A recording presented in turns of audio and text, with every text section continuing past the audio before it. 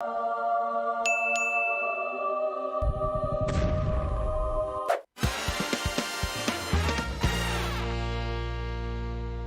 far, leaderboard. Into the side of those buildings, misses the nade through the window. Struggling to make the entry now into the UMP. Help! PJ Duello. Ow! Somehow Imperium stays alive for the time being. Oh, Fredo, that's not a good thing at all. Was it Max? Well, Max, how do you like that? Well, Caleris first. Yeah, Max. Fine, how do you they're guaranteed the top 4. Attacker and Longs, all but they just might be arriving straight to their doom. A Molotov taking so much damage as well. Crossing from Nick with Galaxy effect. Freaking lord, he can never count it. You know, he did. The kill for FaZe. No. Fredo's getting like, wait. How? Oh no! Control of the building, rising.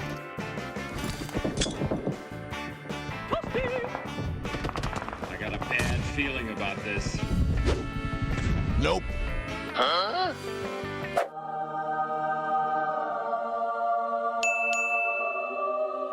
No! God! No! God, please, no! Come on!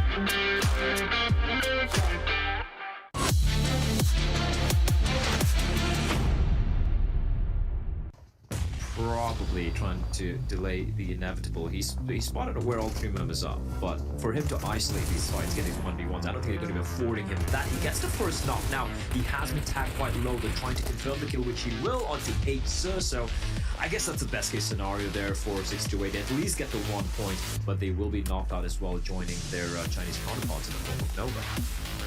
Because if you look at the team list here, there's one massive team missing. Nova did not qualify into our second Super Weekend, but that worries me, Max. Is this replicating the performance from last year where they didn't qualify? I believe it was the second or third Super Weekend. I can't remember off the top of my head, but they still went on to win the entire event. Well, I think we've got to stop saying BTR prank. Okay, I think that's not valid anymore. I think we've got to start saying this Nova prank that's happening right now. Okay, they're just taking a little more of a break, a small vacation before going into that third Super Weekend, which I'm pretty sure they're going to try their best to make it to that tournament. They're still trying to do that. Paraboy was the top 4 in terms of elimination at the end of the league play, and in terms of overall damage, he was top 3, right behind Action at top, which are you going to be Action at top after how good of a league player had? Pretty hard, but the fact that they've not qualified and the Paraboy is that high is so impressive. A little bit too deep, but this is the opportunity phase we're looking for, and Tony K run and gun, the Dogs Macabre and Team Secret will be eliminated. Genesis Dogma helping them out, and FaZe Clan third place. Great work for MS Chonburi, and it's all on Stall, it's all on Pika, the 1v4. Looking unlikely, they're pushing in, and they make a quick work of it. For a moment there, Imperium, it's Storm with esports. I've seen them pull off almost 1v4s, but FaZe played that one to perfection. It is technically the first back-to-back win in a singular day from the team, and it's FaZe able to get it, and they had such a good play from the very start until the very end. They played Ricardo and brings up a world of opportunities in terms of where you want to rotate, how you want to rotate. You go from good high ground position to good high ground position to just maximize the information input.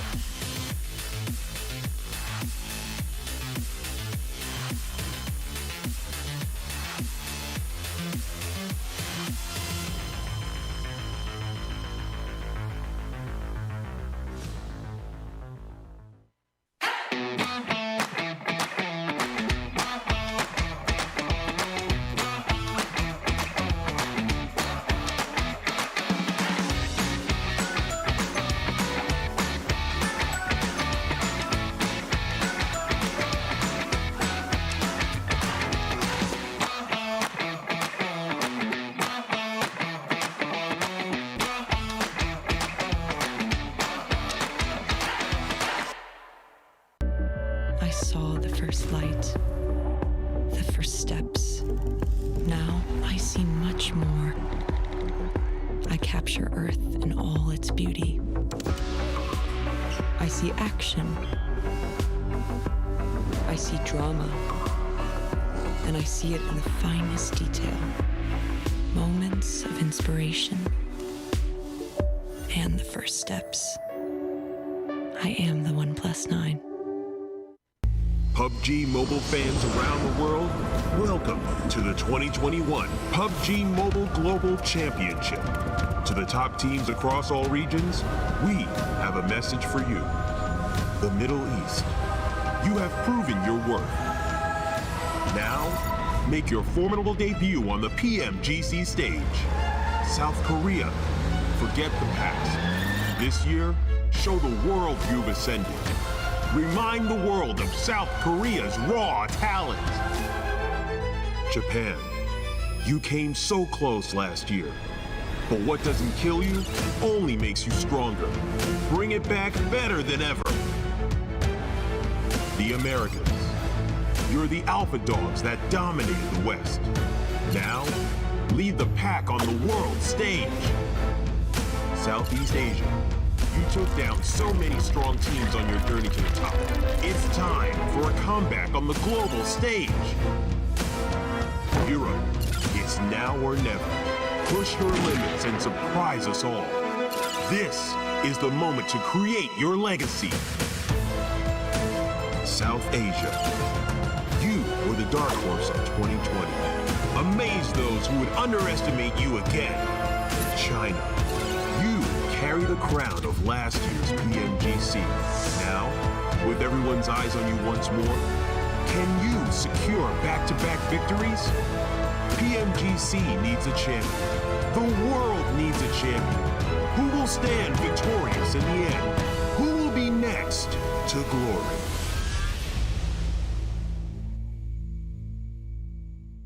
Hello, PUBG Mobile fans. It's almost time to bring together the world's top teams for the PUBG Mobile Global Championship 2021. This year's PMGC has a total prize pool of $6 million for teams and players, and tons of great rewards for our fans as well. PMGC will consist of 2 stages, League and Grand Finals. The League phase will last from November 30th to December 24th. During the League phase, teams from the Americas and Europe will compete in the West League, while teams from Asia and the Middle East will compete in the East League.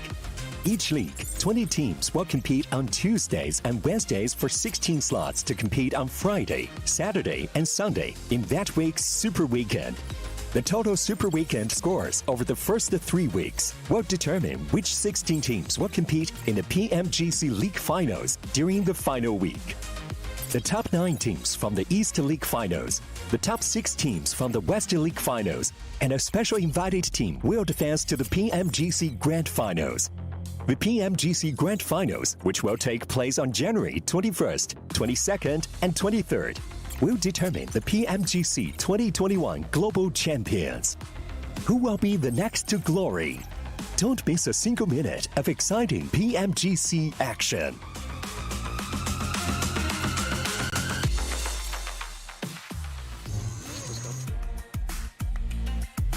We are back, and it is finally time here to kick off the last day of our last Super Weekend here at the PUBG Mobile Global Championship 2021 East League.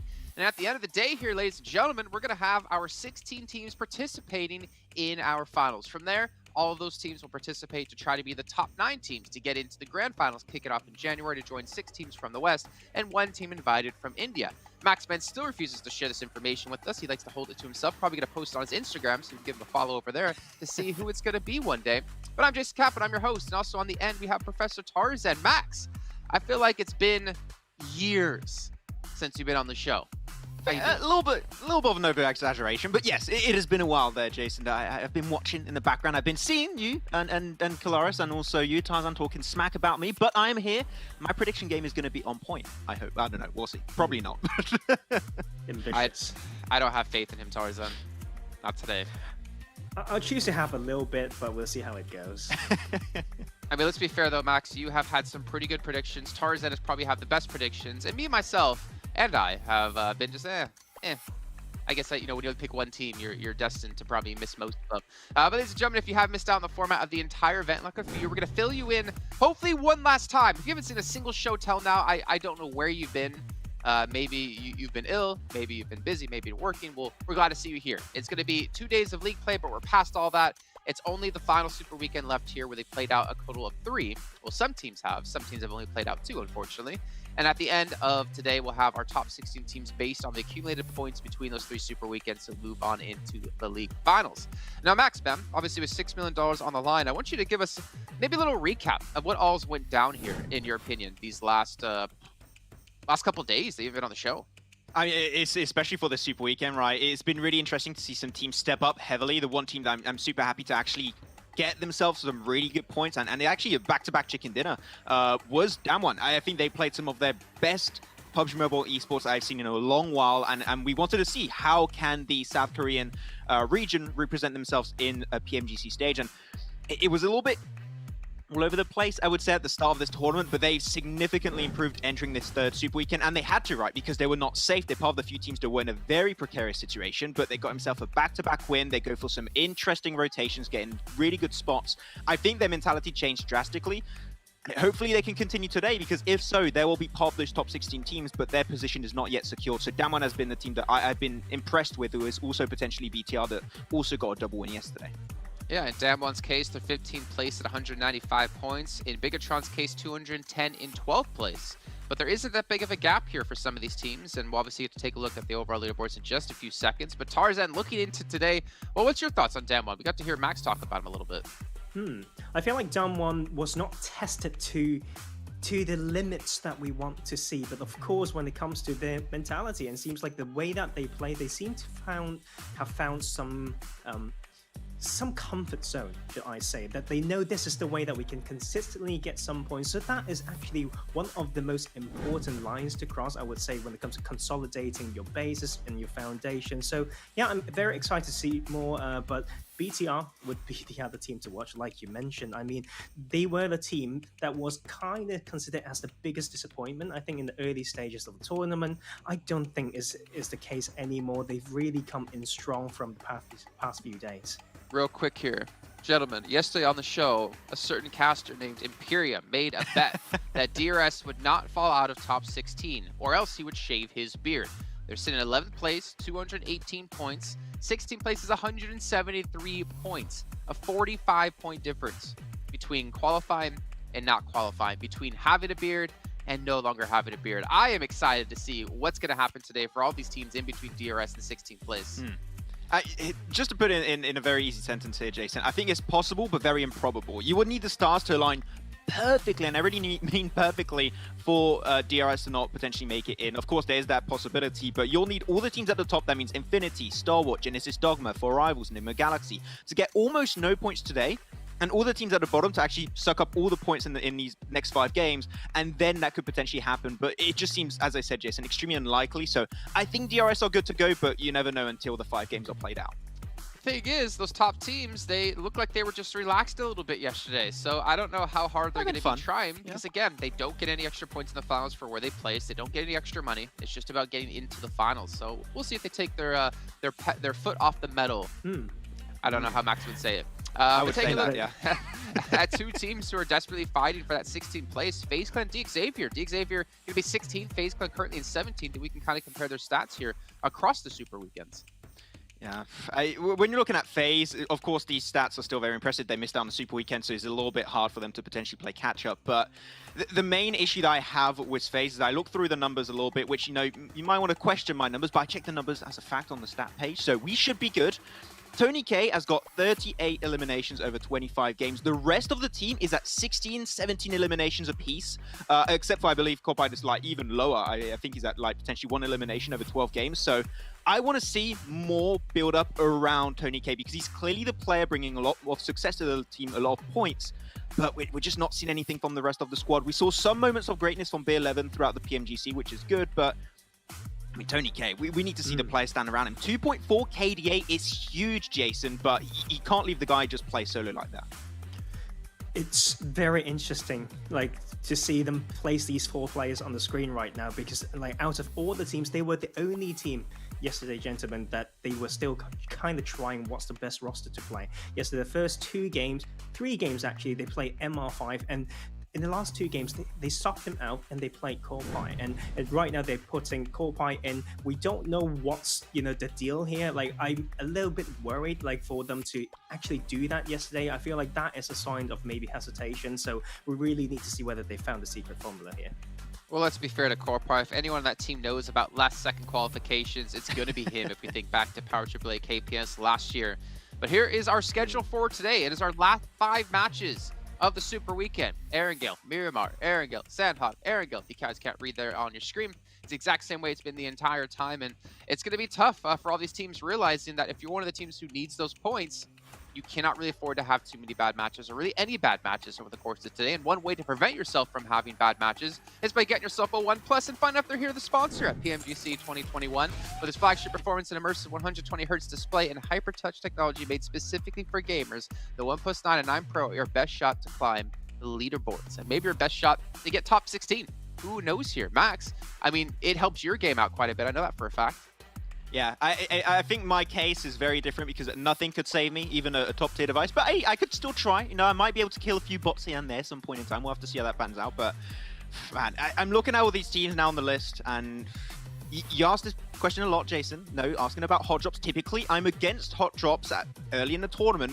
You only have 5 more games now. And if you want to get rid of Nova Esport, now's the perfect time to do so. So I would love to see some of the top teams like Affinity, Stalwart, Genesis, Donware. They're super safe.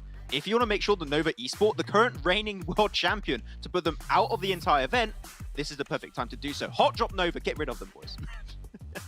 I mean, hey, that's a really risky thing to do, but it's a very good point, right, Tarzan? If you're Infinity, if you're Stalwart, Genesis, Dogma, 4 Rivals, Lima Galaxy, 628 even, MS Chon Burry, like, you're all 300 points or higher.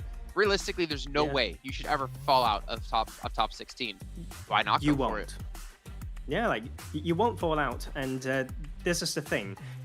How do you make use of today is the key question. Like, you're already safe. Like, what can you do today? Are you going to consolidate your play style? Are you going to have some fun? Are you actually planning something cheeky that can really, like, confuse other teams? Like, I really want to see that type of plan coming through, but I'm not sure whether we are there yet as a scene, but I think someday.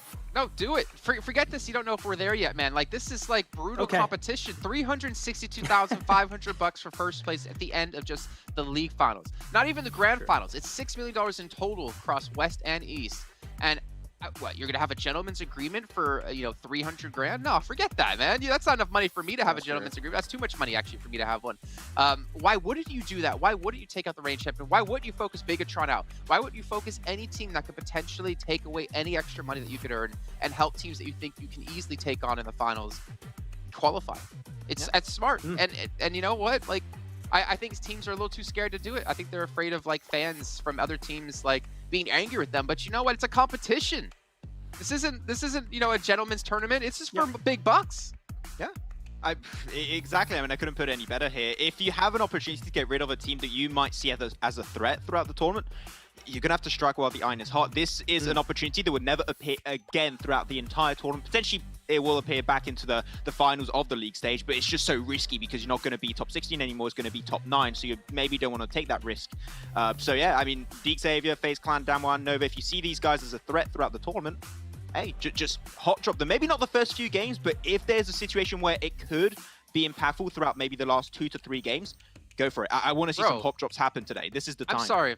If you're like Cryptix, Nova, Damwon, Deek Xavier, FaZe, Deadeyes guys, you better have a secondary drop location that you can go to with confidence. You better have backups on every single map, because there is no way that you should feel comfortable going to where you're normally going to be dropping right now, with this being the final day overall. But with it also being the final day, it's time to get our predictions in. I'm going to start things off here because you know what? It's pretty obvious who I'm going to be choosing. It's going to be Max, man. That's my prediction. No, it's Infinity. Go ahead, Max. I was about to say, he would predict me to win. I think that would never happen. I'm going to go with the boys. I'm telling you, Jason, it's going to be 4 Rivals. I'm going 4 Rivals all the way. They're going to get their first Super Weekend win here, eventually. So, yeah, 4 Rivals. Bigatron. Bigatron is my choice. They've done very well for me and themselves yesterday in Game 5, and I think it's going to be huge for the Indonesian fans. Continue with the hype is what I'm going to say. I think it can still be a stellar day for them. I think for me, what's interesting about Bigatron and Max, as you can talk about here too, is if we see Ryzen out again and Liquid and Yuhai in. So I've been scattering, going through the internet and through the interweb, and I've been able to find out that a lot of people think actually that Ryzen has had a burnout apparently, which I'm not sure of how valid that actually is, but hey, if you want to give him a little bit of a break, that's fine, but you're still not safe, so you got to be careful. Hey, the Terminator needs to recharge his batteries. Ladies and gentlemen, let's head into our first match of the day. Let's bring in Blend Imperium to cover all the action here in these first two matches. Thank you, Jason. We're going to try our best to cover all the action. Of course, we will be seeing a lot of action as well, but Imperium, before we start things off, Max is being very brave. I like the pick of 4 rivals, and I'm going to be on that train. I am on that 4 rivals train, because I did say on Friday, they are going to end this weekend rather, on a chicken dinner. Yeah. We're going to do it today. And I believe you also put your hair on the line for that, if I'm not mistaken. I have no idea what you're talking about. Nope. Okay, nope. okay. Yep, okay. Anyway, the playing path is upon us. It's a maximum 4 rivals chicken dinner prediction. But at the end of the day, the fight really is down at the bottom of the standings. In my eyes, there's 3 teams who are fighting for the final spot at the moment of the PMGC finals. You've got the Xavier, you got FaZe Clan, you got Dead Eyes guys. Down one do have a bit of a gap. It's around 20 plus points ahead of 16th. So that's already a good base mark, but they're by no means absolutely secure. If they have a downhill trajectory within these 5 games, we could see them into the mix. So the door is wide open overall, and I'm very excited to see who really grabs that door, shoves it out of its kind of things and just throws it out of the window and just says, hey, we're taking this, we're taking the final spot. Before we do delve more, deeply into these teams, right? And obviously, I think you hit the nail on the head, right? The Xavier, FaZe Clan, Dead Eyes guys, these are the teams we're all going to be keeping an eye out on. But you know what? Shout out to Enigma Galaxy. At the end of the first Super Weekend, they were the one team at the very bottom, and they had 1 point on day 3 of the first Super Weekend. 1 point. Absolutely just like a flat performance coming out from them. But the way they've managed to recover and turn things around, definitely kudos to them, and right now they are placed 4th, looking very, very comfortable. But yes, as you did say, it is indeed going to be all eyes on the teams at the very bottom. It's going to be, of course, FaZe Clan, who, I mean, at the end of the final game yesterday, I did ask the desk as well, and I don't think they had an answer. Where the hell are FaZe? I'm hoping they can answer that themselves today.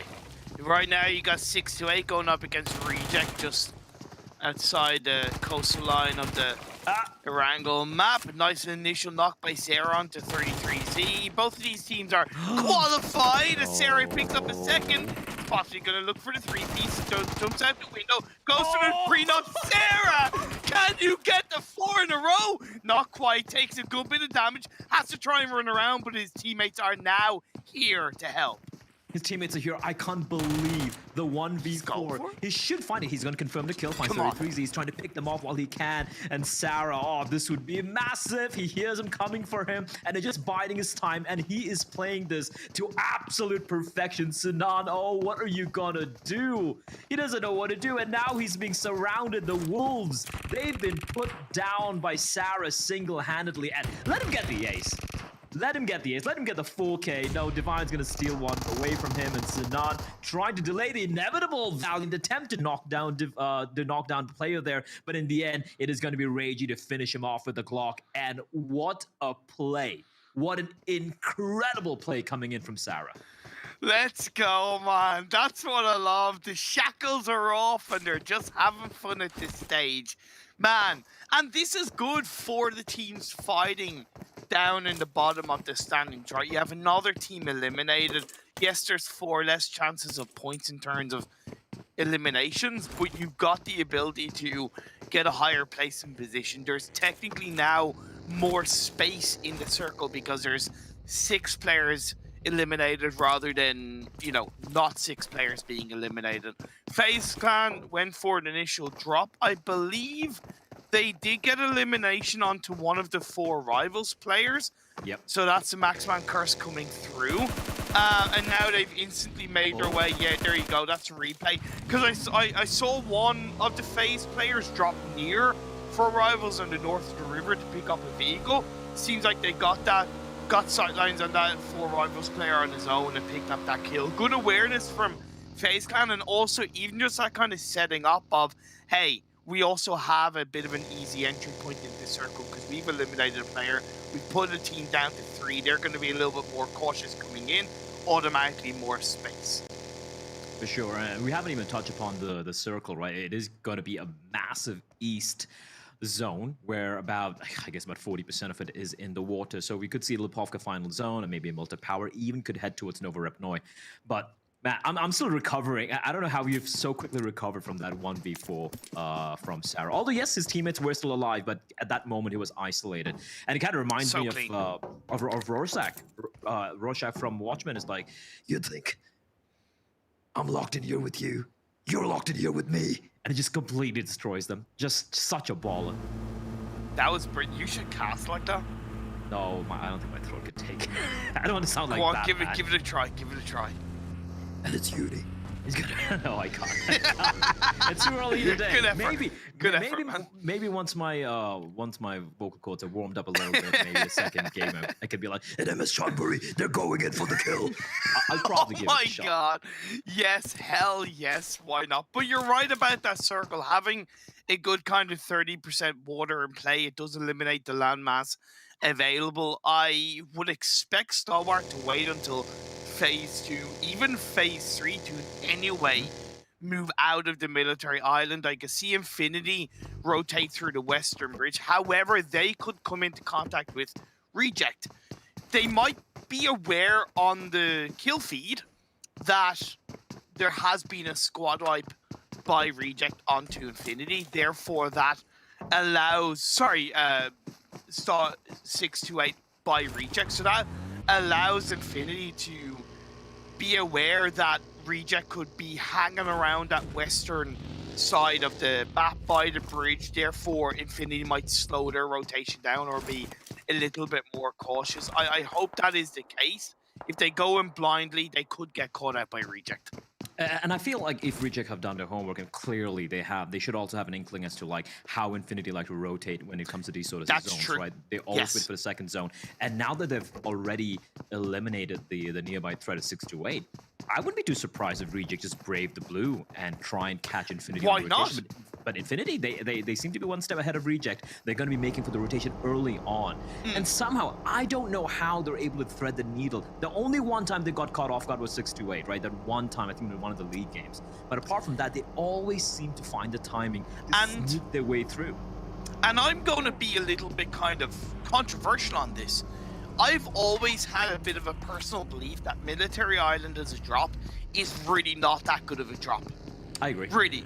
I've never been a massive fan of it. I think it's a false sense of security. I understand teams like to have that as a loot position because it tends to give a lot of loot. It tends to, like, you have your level 3s there, you have a lot of stuff that you can grab hold of, but rotational pathwise, you're very isolated, and it's rare I see a team consistently have that locked under their control, and I think Infinity is one of the first to pull that off, and you're right, so I'm really glad you brought that up. The only time they've really ever been caught out is when, and that was purely their own mistake as well, being honest, but that's the only time. They do remind me of the, for me, obviously, most of the storylines I'm going to try and draw is from the South Asian side of things, because I do that region much more, right? But they remind me a lot of the old Stalwart guys, or the I-8, the old Pakistani side. Yes. Always, no matter what, dropping on the military island. But I feel like sometimes they do get caught off a rotation, like you mentioned. It can be very iffy. They still manage to, get a lot of points. But I feel like because they drop on military island, that's why they always struggle getting the chicken dinner, because they always seem to lose a number of players on the rotation. Infinity, they just seem to be a step ahead, though. Like you said, even I'm not a great fan, but just the way they're able to get that timing, man, it's unreal. Phase 2 pops up, and it continues to go over to west. but it does eliminate the military island and a good chunk of the water. Lumberyard Hill is going to be a big part of this phase number 2. You see the Xavier dead center in the circle. BTR a little bit to the west of them. You do have MS Chambori on the western side of that prison hill, and Down One Gaming down by the roadside to the west of Lumberyard Hill. So this is really interesting to see. FaZe Clan, one of the teams fighting for the final spot, or one of the final spots in the PMGC East finals, are moving through Yasnaya. Deadeye's guys had a torrid Super Weekend number 3. They're on the northern side in Mansion. Yeah, God, Tani, do you want to go up against Sarah? Because we know how good he can be, but unfortunately this time around his teammates are nowhere nearby in the vicinity. And I guess there's so many 1v3, 1v4s you can, you know, clutch out on your own in one game. So Sarah will eventually fall, but you know what? It's okay, Sarah. It is completely fine. After that opening wipe he got pretty much almost single-handedly, you know, he's done his job. You know, he's done his job.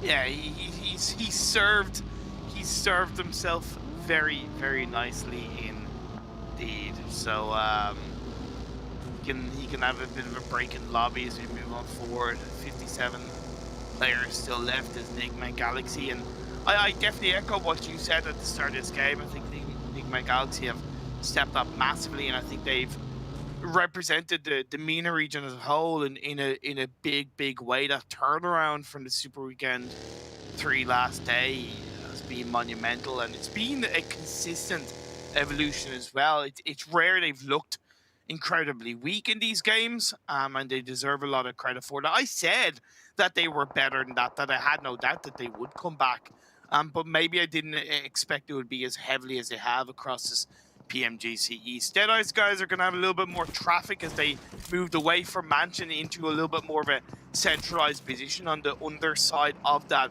prison hill. It's a great spot to go to.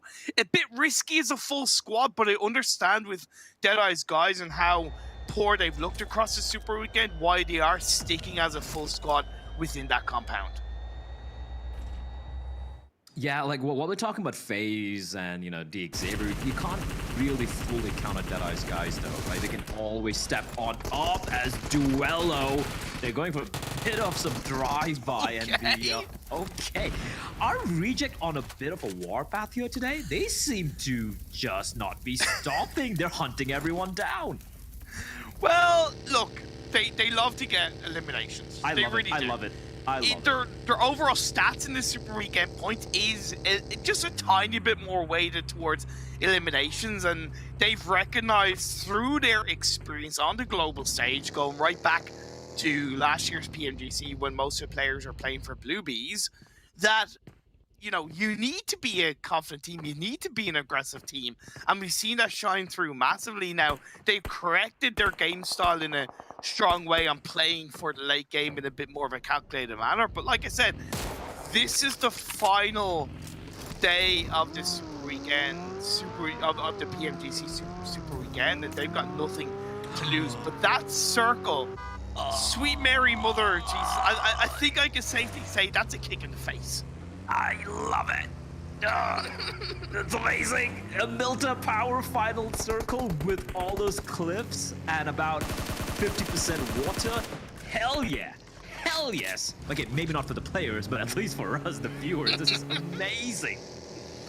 Look, Deadeye's guys, MS Chambori, you got Rico Infinito already there. It's just scrambling. This is where the better teams will know how to play this in terms of, I get why teams are like going, okay, we need to get into circle quickly, but sometimes stay back, let everybody else go in super quickly, let everybody else take each other out, then we have a bit of an easier breeze to push in. Credit to Deadeye's guys, they've gone in as a unit, they've gotten an initial knock on Rico. They shouldn't look to push on this because there's an easy possibility of a third party, but that suppression knock is a big thing, and Deadeye's guys have 2 warehouses to play around. That's a lot easier to deal with than kind of only 1 warehouse for the majority of Rico Infinity. It's so surreal. It almost feels like I'm watching a whole different map altogether, because how many times have you seen so many teams in this part. Oh, yeah. Into its Militar Power, right? So I'm just not used, like, it's kind of like a dissonance in my head. I'm like, wait, this doesn't make sense. Like, you don't see so many teams here. So big. So big. Genesis Dogma going into Mini Milta where Enigma Galaxy already handled in. You have BTR across the sidelines in their buildings in towards the circle. Gets a knock into one of the Genesis Dogma players. A hell of a day yesterday for BTR. 2 chicken dinners bookmarked to comfortably secure their spot inside the PMGC finals. All right, BTR, Bigatron, they're looking to accrue a few more points. They had a great past couple of days, really not necessarily catapulting themselves up top, but they've definitely done a great job, at least compared to their counterparts in the form of FaZe. Definitely looking to make quick work here of Genesis Dogma, who are getting harassed. I'm keeping my eye out on the easternmost side of the island, and I'm surprised how Star would have managed to find themselves. They've managed to just avoid everyone and find themselves on the cliff. That's impressive. As Marshall, Cryptics with a great knock onto Logan. Of course, we don't see the action. We can take a look, of course, at the kill feed. Right now, the BTR are in a bit of a stalemate as Infinity are trying to push into the direction of El Chapo, but backup is arriving. Marshall 1v2 right now, as Newsy should find El Chapo and will be quickly put down. But Marshall will also be spotted, and Cryptics, they're just taking this fight individually. There's a lack of cohesion in the way they're approaching this particular fight, and because of that, Infinity, they're going to make quick work of it as we see yet another circle shift. And MS Chonburi are in a great position. The 3 teams as well kind of fighting for, well, you know, the 3 teams kind of fighting for one of the, arguably the final PMGC final spot is FaZe Clan, Deadeye's guys, Xavier. Xavier, FaZe Clan, they've been punished by the circle shift. Deadeye's guys are still in it within Milta, but that southern coastal line position, by the way, is unplayable. That southern coastline beat, so it's not only the water, but you can't even play the southern side. Everybody's going to be on the east, on Mini Milta, or the north within Milta Power. Yeah, no one's going to be looking to play on the beach, but if the zone does shift there, it's going to be brutal. Daybot has been, he's being harassed by the 3 members of Rico Infinity, of Reject, beg your pardon, and he will finally fall. With that, we say goodbye to Genesis Dogma. As a Reject, this warpath they've been on, you know, it's been comparatively easier fights. They've been just working as a pack, as a unit, trying to take down players who kind of all by their lonesome in phase. They are somehow dodging all these nades. But look at MS Chonburi's position.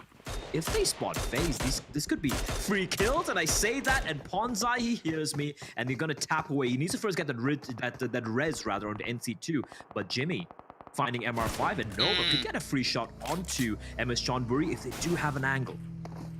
I would have preferred FaZe to try to send it into Milton. They're trying to get there, but okay.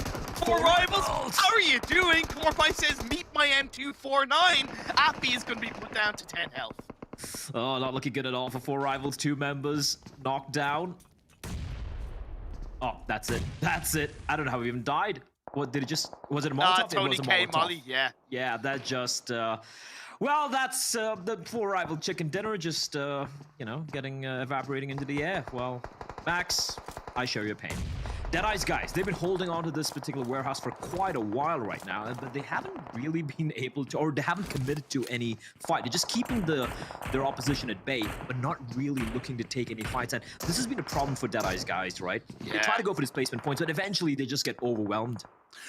Here's the thing though, I've got to give them credit because I think they've been a bit more proactive in this position. We've seen them throw nades towards FaZe Clan. They're aware that the next shift is definitely less likely to continue in their direction, so it's really important that they create that push. So I got to give them credit right now within this game 1. But indeed, you are right. They have tended to play more for the placement, stay quiet, and then they get drowned out 50 minutes into the game. MS Chonburi, though, they're getting drowned out by the might of Stalwart. 2 of their players knocked down. I believe it's just NC left alive. Stalwart, they've had the best position thus far, but yeah, they have to go up against MS Chonburi, but they're making it look very, very comfortable. MS Chonburi spread quite thin in a 2-1-1 setup, meaning that TG13 and Pop, there's nothing they can do. NC2, though, Got that edge. I don't think he's going to be able to climb at the particular cliff, though, but he has his other teammate nearby. So MS Johnbury, never mind, he's been taken down. So MS Johnbury just down to the one member. And Stalwart Esports have stolen that position away from Johnbury. And they're in a very good place here. Okay, this shift is absolutely brutal. No, it's I'm kind of going to disagree. A southern shift would have been way more brutal because it would have been down on that coastal line that was already unplayable. Whereas up in the north, you have the kind of buildings and coverings of Militar Power. For Stalwart. It's great for Stalwart, for everyone else, though. Well, for the three teams that are fighting for that final spot, it's also healthy enough for them because FaZe Clan, I feel, are going to be less punished by Deadeye's guys, and they can focus on maybe cleaning a couple of teams up down south. That's my idea. I mean, you said it perfectly. Even though Infinity were just at the edge of that plain beach, that open beach, look at how it just got mowed down, right? Yeah. From above, trying to transition a little bit further up north, and Newsy might be the last man standing. No, they still have a couple of players alive, but yeah, they've been spread quite thin. And Nova making quick work of them. Ragey, vehicle sounds. I don't think it's been hurt though. Duello, Ragey, they're spread very thin. And yeah, for Reject, it's all about just trying to accrue as many points as possible. Maybe try and, build a little bit of confidence heading into the East Finals. That one gaming. Charging in. Rico Infinity having to hold it ground, which they will do so pretty convincingly. Getting a couple of knocks already. Nades are exploding left, right, and center. Oh my lord! Find its mark as they're getting third party by Deadeye's guys. Finally looking to strike. And you blink and you miss it. That one gaming. They're out of here. I regard them right now as a safe team in 15th, a total of 195 points, 25 ahead of the Xavier in 16. So that's a bit of a cushion. But one elimination this game, 11th place, I think that's a total of 2 points. They can't repeat that. We'll see how it goes for the next game onwards as BTR still up as a 3-person team, get to knock onto Duello. 4 eliminations so far, and I like how they're playing this game, recognizing that they're better off playing as late as possible into the circle and seeing how many eliminations they can get. Oh, that keeps smoking. I'm very worried because Tunny could ruin. Never mind, Tunny. Oh my lord, Newsy. Okay, what's going on? What is even going on? They're getting absolutely ruined by God Tunny. He's just basically dismantling them. He's looking for the final player as well, who's inside of the water. He should know where Luxy is, but Luxy, there's no way he's going to be able to strike on a God Tunny, but he could. It could be sneaky. Never mind. It is going to be Stalwart Esports action from the distance, able to knock down Tunny. So there is still an opportunity here for BTR to stay alive. They were looking good, man. And then just one man completely ruined the day. The Xavier, 0 eliminations, but still up as a full squad. Deadeye's guys, 1 elimination, still up as a full squad. But FaZe, 3 eliminations and up as a full squad. Every single point counts. That's why I keep on highlighting it. That's why I'm keeping an eye on it. As the next circle has popped up, it's centered up quite nicely. It's helped the Xavier, but the FaZe Clan and Deadeye's guys, they're going to have to battle. Deadeye's guys, now this is where they need to stand and deliver. It's a 4v4 right now between Deadeye's guys and FaZe have already found a knock. And FaZe are actually not in a good position. They're getting pinned down by Action that Mini 14 could completely ruin the day. And Newsy, I don't think he's even got any first aid kits remaining. He's been on low HP for a while as Pika with the Zoom banger just completely decimates Fadan. It's not looking good. The push comes in though, and Tony K taken down. Quick trade in the form of MR5 with a Tommy of his own, able to take down Frag Boy. Rated Sir has a lot of work to do. He's got to go up against MR5. MR5 ducking and weaving, but he will eventually fall as Deadeye's guys making quick work. Still a player remaining. Corpai will be taken down. Rated Sir doing everything by his lonesome, and he's going to be able to get the res as well. Turulov and Shifu already making a move. That was all in Rated Sir, and he stood and he delivered. He stood and delivered, but FaZe Clan threw massively. Why were you taking 2 kind of fights at once? Why weren't you all pushing into the warehouse? Why was it 1 man at a time? Come on, FaZe, you're better than that, but credit to Deadeye's, and they keep themselves up as a full squad. He did stand and deliver. Stalwart on 10 eliminations. Xavier yet to really make any noise, but are into the top 6, still up as a 4-man. Yeah, that's the thing, right? BTR, even though they have 5 eliminations, only 1 member staying alive. A top 3, I won't lie, it's looking kind of grim for the side of BTR. Nigma Galaxy as well, down to the 1 member. And Rico Infinity, I say them, and Prestigo is going to be taken down by Turulov. Stalwart are in 10 eliminations. Not a man has gone down yet for them. And Luxy, the final member of BTR, his job is to avoid the danger in the form of the Alpha Predators right now in Militar Power. That is going to be Pika, but as he tries to get the timing right, because he heard the buggy move away, he tried to make a play, he tried to make a run, but Action, he spots him, and Luxy is trying to race against the blue, but Action is keeping him pinned down, and BTR, I believe the days are numbered, as Rico Infinity will also be taken down. Luxy able to patch himself up. He knows he's gonna get up. The moment he pokes his head above that ridge, Action, he's got a bullet with his name on it. And that's why he's hoping that Stalwart will be distracted by another team so he can make it in. We'll have to wait and see. He finds a knock. He finds a kill. Xavier will finish him off. That puts Stalwart, I believe, down to 2 players. Yes, indeed. That's kind of crazy. The fact that he was able to get the knock onto Action. But yeah, the Xavier... Now Stalwart down to being whittled down to a 2-man side, and Deadeye's guys with an incredible opportunity being presented to themselves, because again, Deadeye, the Xavier, they're going to be focused on Pika's position. We know how dangerous it can be. Freaks nearby as well, and Deadeye's guys, the only thing going against them is the fact that the zone has shifted heavily in favor of the Xavier, but there is a bit of cover. They can make their way in, but Lamborghini's position on the left-hand side, that could completely destroy their chances. It's a massive flat terrain, kind of that pathway in front of them for Deadeye's guys. The smoke road needs to be created. Not a big smoke road. I gotta appreciate that they're smoking where they want to go, more so than the path line there to begin with. Shifu is the first to make it across. 1 by 1 makes sense, because you know nades could be thrown towards those smokes. So Shifu's testing the waters, while the rest of the team will now follow suit in a vehicle, which makes a lot of noise. Keeping one behind, Torolov is there to support. Rabbis takes a couple of shots off. The Xavier are aware. Yo, they're not aware. They're not aware of the man behind them. Pika, the rotation, all the way coming in from behind. And while the Xavier are hyper-focused onto Deadeye's guy's position, it could be Pika to strike. And I don't think they're aware of this. Now, Rabbis? Nope. They're completely clueless. They're busy harassing Deadeye's guys who are just content, just lying in wait. Look at Pika's position there.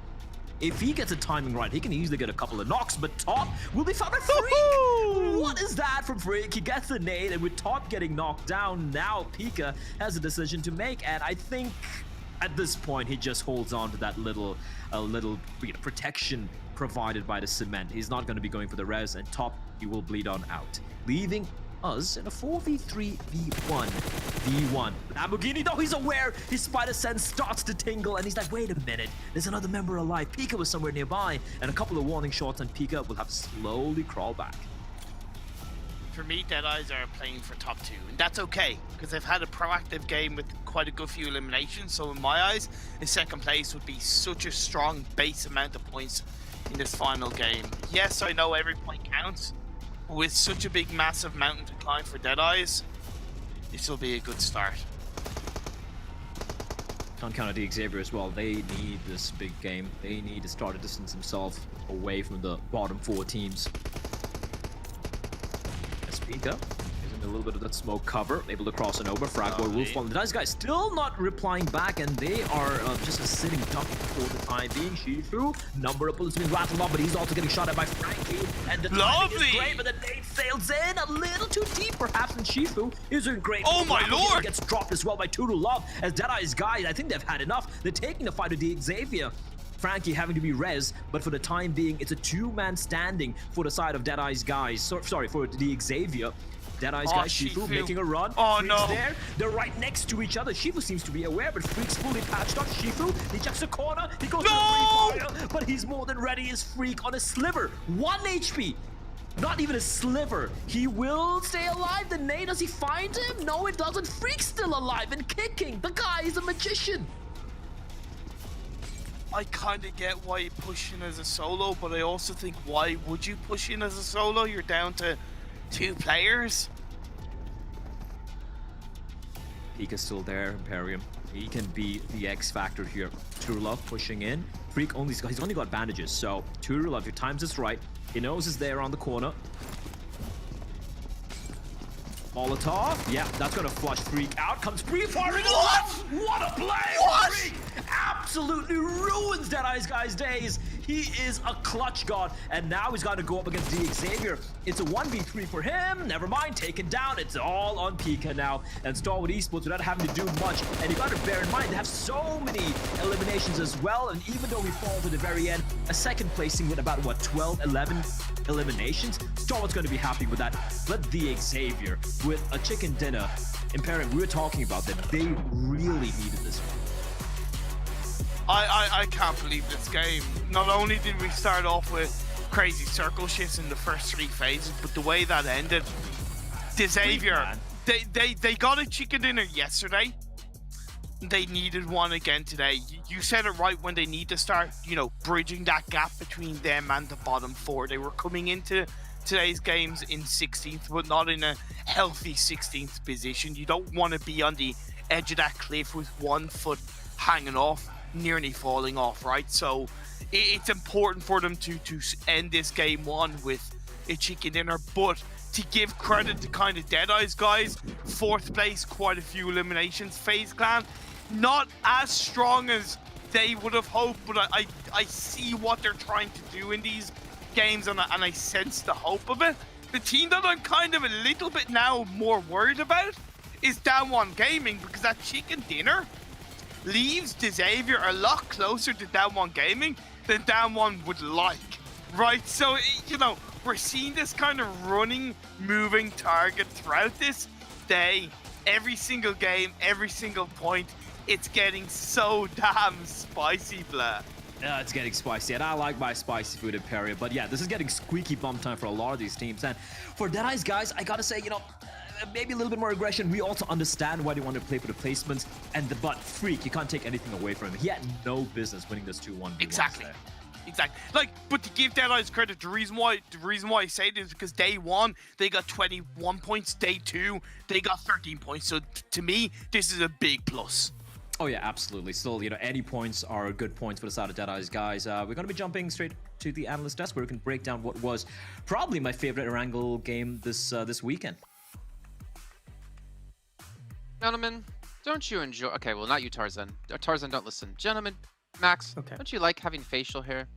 Because I do. Yeah, feels good. I think we're going to have another person on the broadcast relatively soon who might not have any left. You see D Xavier take home a chicken dinner, 22 points, Stalwart as well, soaking up 23.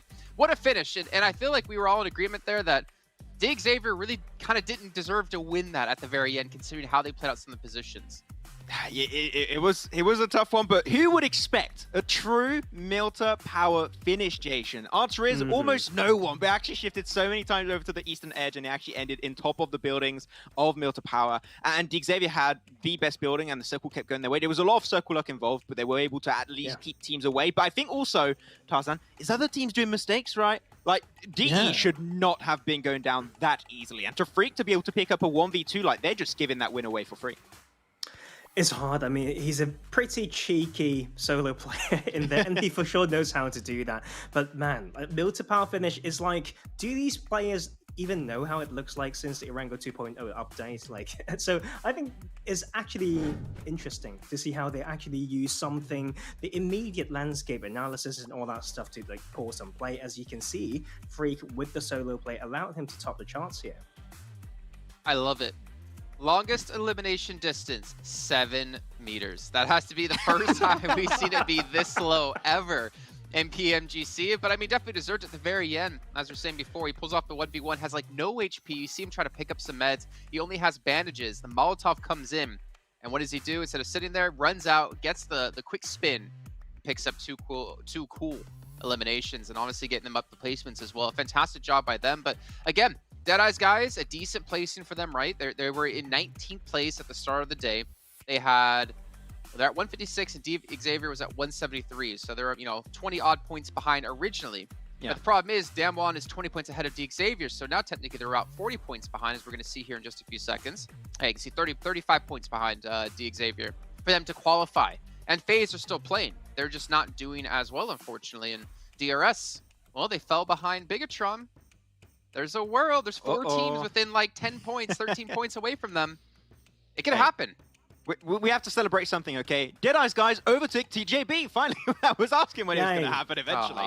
They finally get it. Okay, that was a little bit mean. But yeah, they're able to overtake that position. That's fine. But still, you are not safe. But that was still a really strong result from Deadeyes. And the fact that FaZe did not get that strong of a result, that gap is closing a little bit. And they're now heavily back into the race. They had a little bit of a gap at the start of the day. So that third place actually is really good. Not even, sorry, I thought they were third, but no, they're actually not even third. They got fourth because of Freak. So that's actually the perfect game for Deadeyes. I think that they had a really good play, especially towards FaZe. Used their utility maybe a little bit too quickly. Should have tried to hold on to those nades and mollies a little bit longer. That could have made it a lot easier for them to go for that push onto the Xavier. But I mean, yeah, the teams at the bottom are able to get themselves some really good results. So it's going to be down to the wire as always, Jason, at this stage.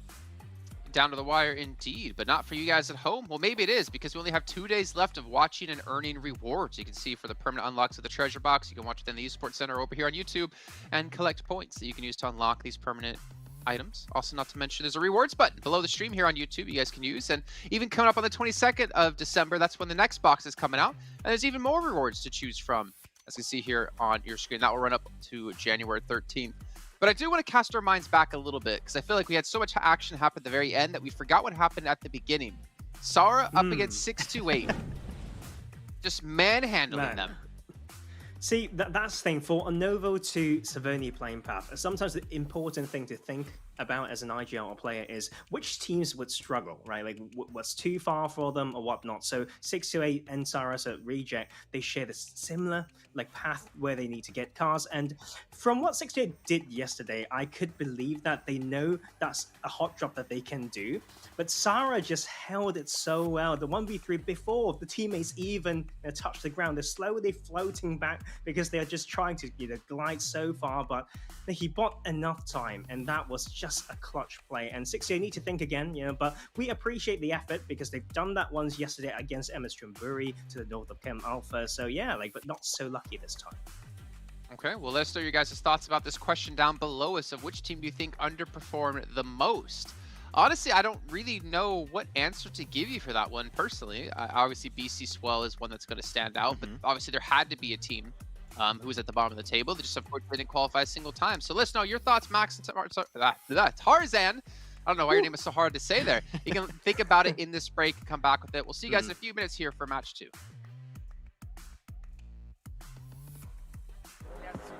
But this will make it big for Semnon if they can get the chicken dinner.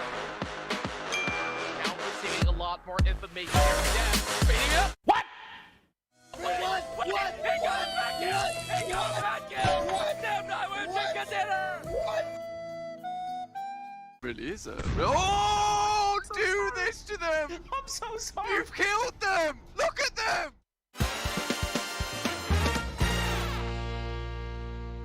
FaZe still in contention though. FaZe up a real possibility. Really? I think it really is. Oh no! Oh no! It's FaZe down! No, I'm so on sorry. your face! I'm so sorry. Why would you do this to them? I'm so sorry. You've killed them! Look at them! They're dead! Huh? Oh!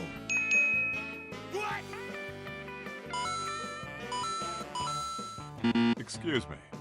He's waiting out. Just needs to move forward. They are out in the open. He's waiting for the tree to provide some cover. You can see he wants to move out to the right-hand side here. He's going for the shot. Lines up. The one for top. Looks for the knock. Action.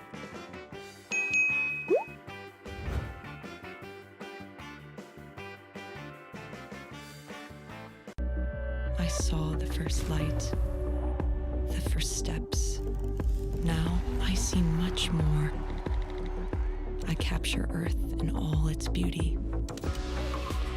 I see action. I see drama. And I see it in the finest detail. Moments of inspiration. And the first steps.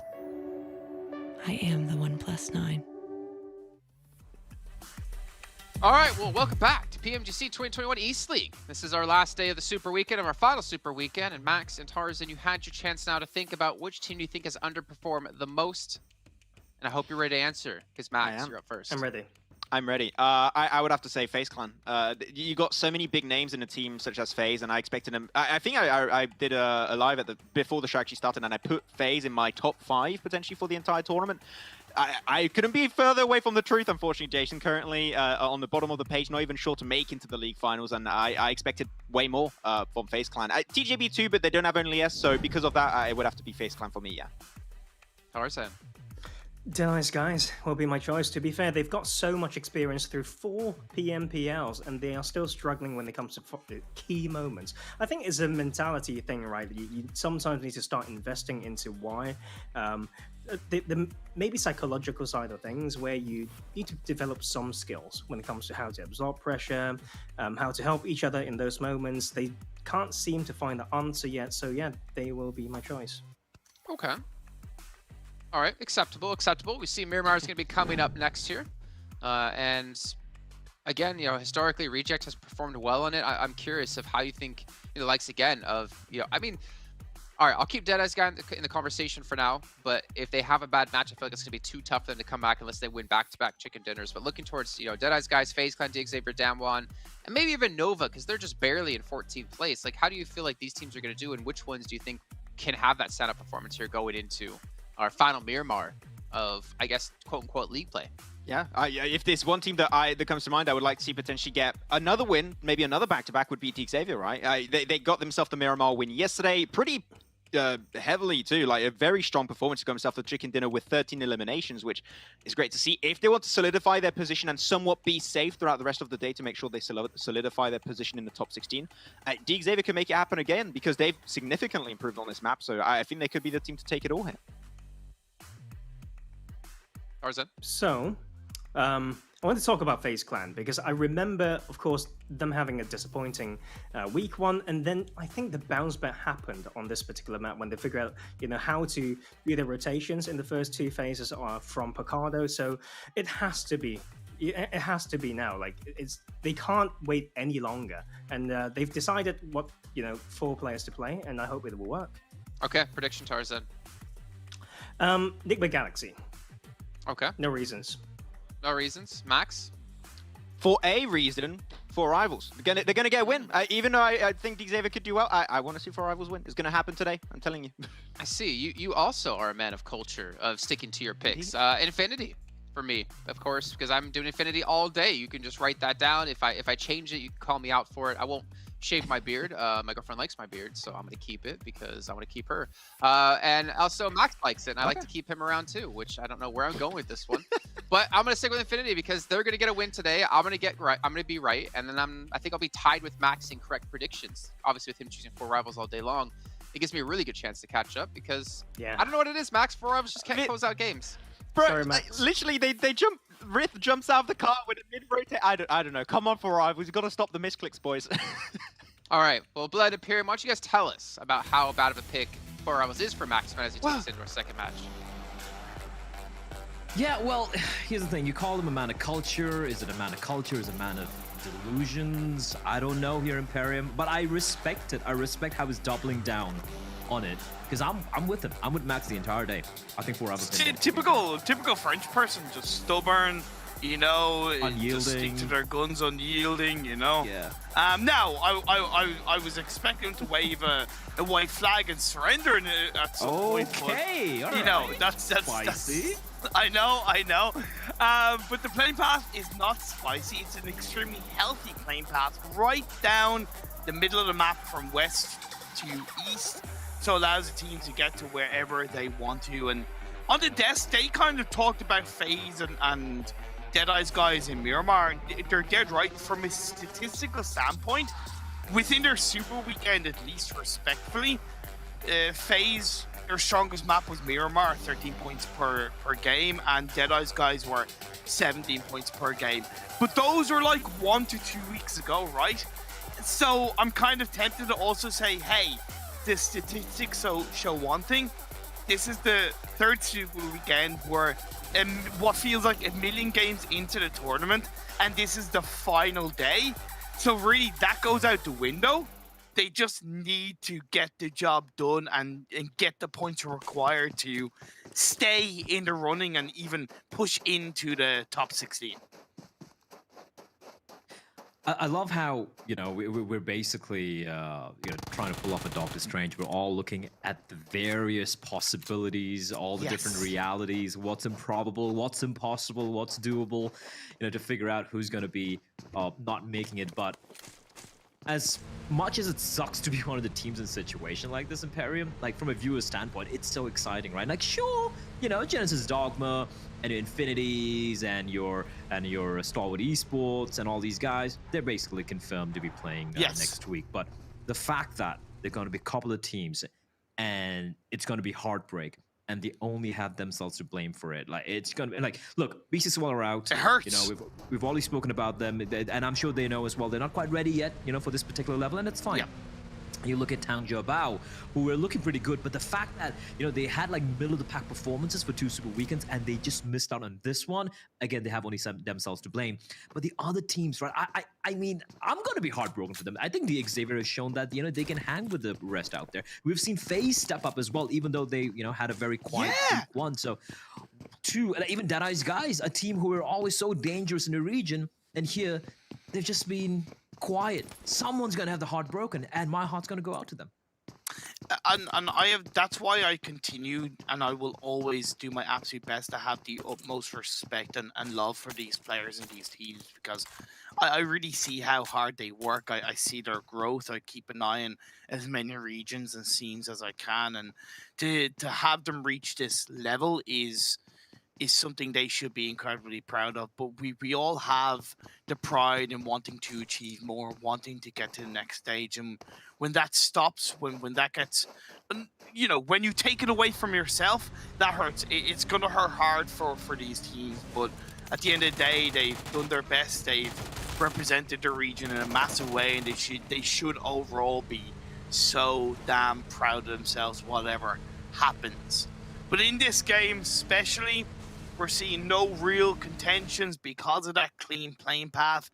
No real early engagements. It's quiet on the western front. The phase 1 circle was also complementary to that playing path. A little bit on the east, and I will say it does, for a teeny tiny bit, hover around the island outside of the mainland. But for the most part, I can't see any team kind of clashing too early in this game. It's going to be a very calm before the storm, 5 to 10 minutes. I know it's extremely unlikely, but I have to bring up the fact that the West boys had a final circle on the 2 islands. I know. And I said it earlier, I would give my firstborn child just to have that opportunity here before PMGC ends. And I can see there's 2 islands in the zone. Now, it's very unlikely. It's almost extremely improbable of us getting those 2, but if we do find it, man, I'm gonna be super happy. Speaking of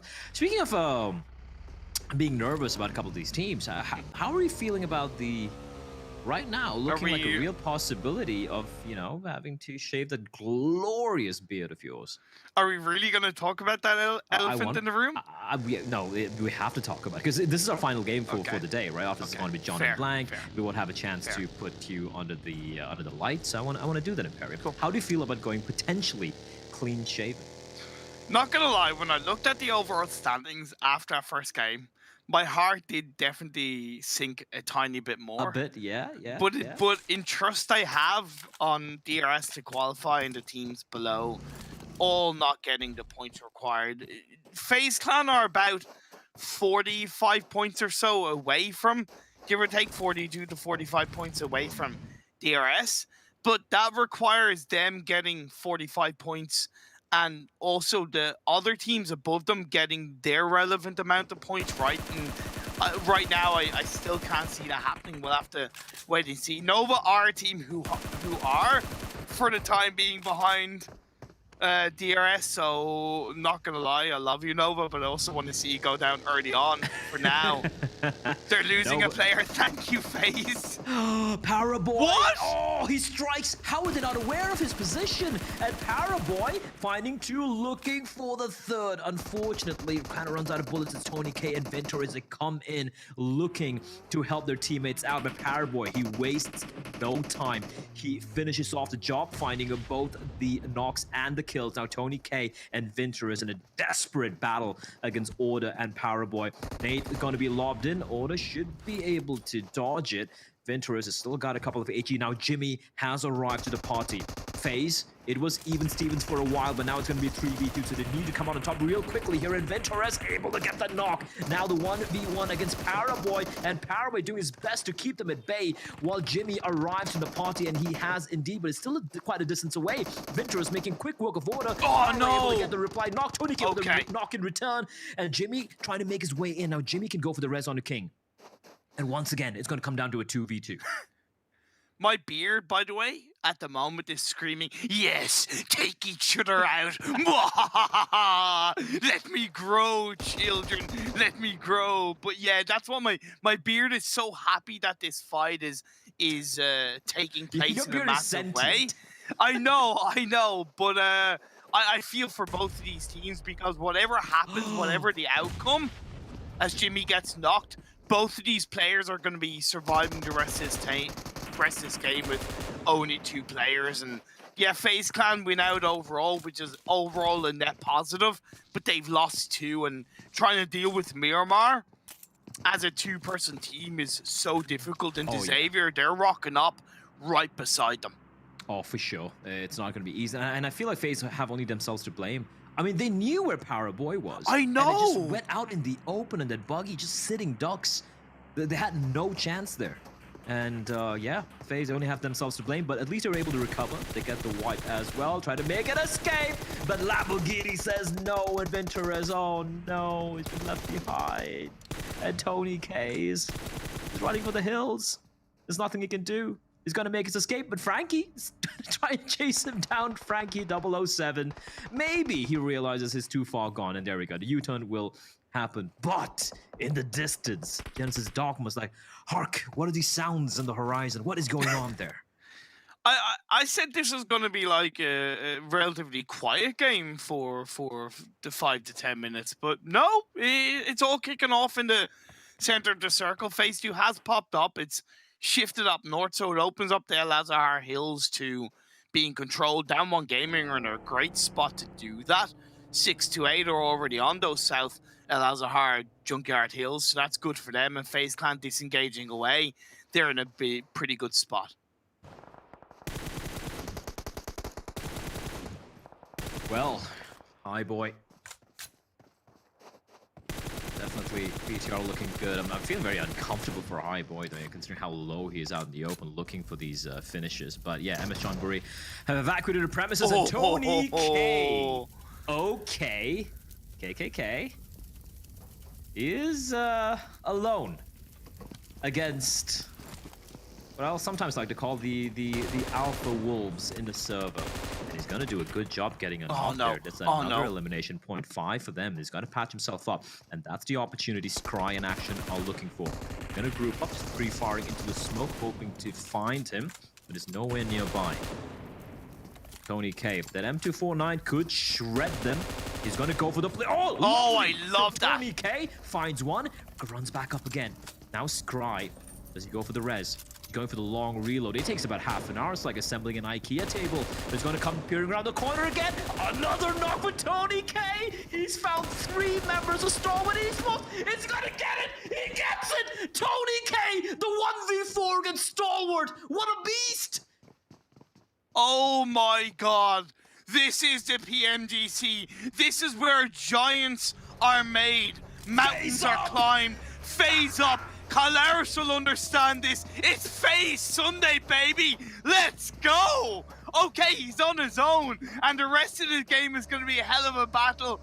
But Tony K showed. I have goosebumps right now. He showed why FaZe Clan are still in with a fight for the PMGC Finals qualification. Meanwhile, this is Dogma. A Tart World Strike. That's a free knock and a free finish and a free elimination. But yeah, I mean, holy hell, I'm sorry. I think I just lost it there.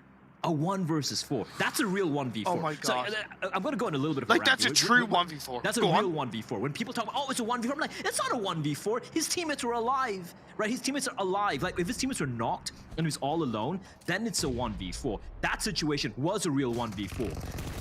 here, right now, in this particular fight for Sunan, that's not really a 1v4 because he's got his teammates nearby, right? So he's still able to, but I mean, of course, he goes down, and technically, I guess it is a 1v4 because there's none of his teammates nearby, but that was an ultimate, true 1v4 where he had to hold on against the entirety of Stalwart Esports. And sure, Stalwart might have made a couple of mistakes, but how proactive he was, you know, he just read them like a book. Like a book, yeah. Read them like a book, and it was a typical play from Stalwart. That's the thing, and Tony K was one step ahead the whole time. Just to kind of settle things down a little bit, FaZe have 8 eliminations, Xavier have 3. So this is pretty good for Xavier overall because they still have a full squad up. BTR have 2, Genesis Dogma have 1, all the rest have full squad, 0 eliminations. Genesis Dogma will clean up 6 to 8, they're out of the game once again.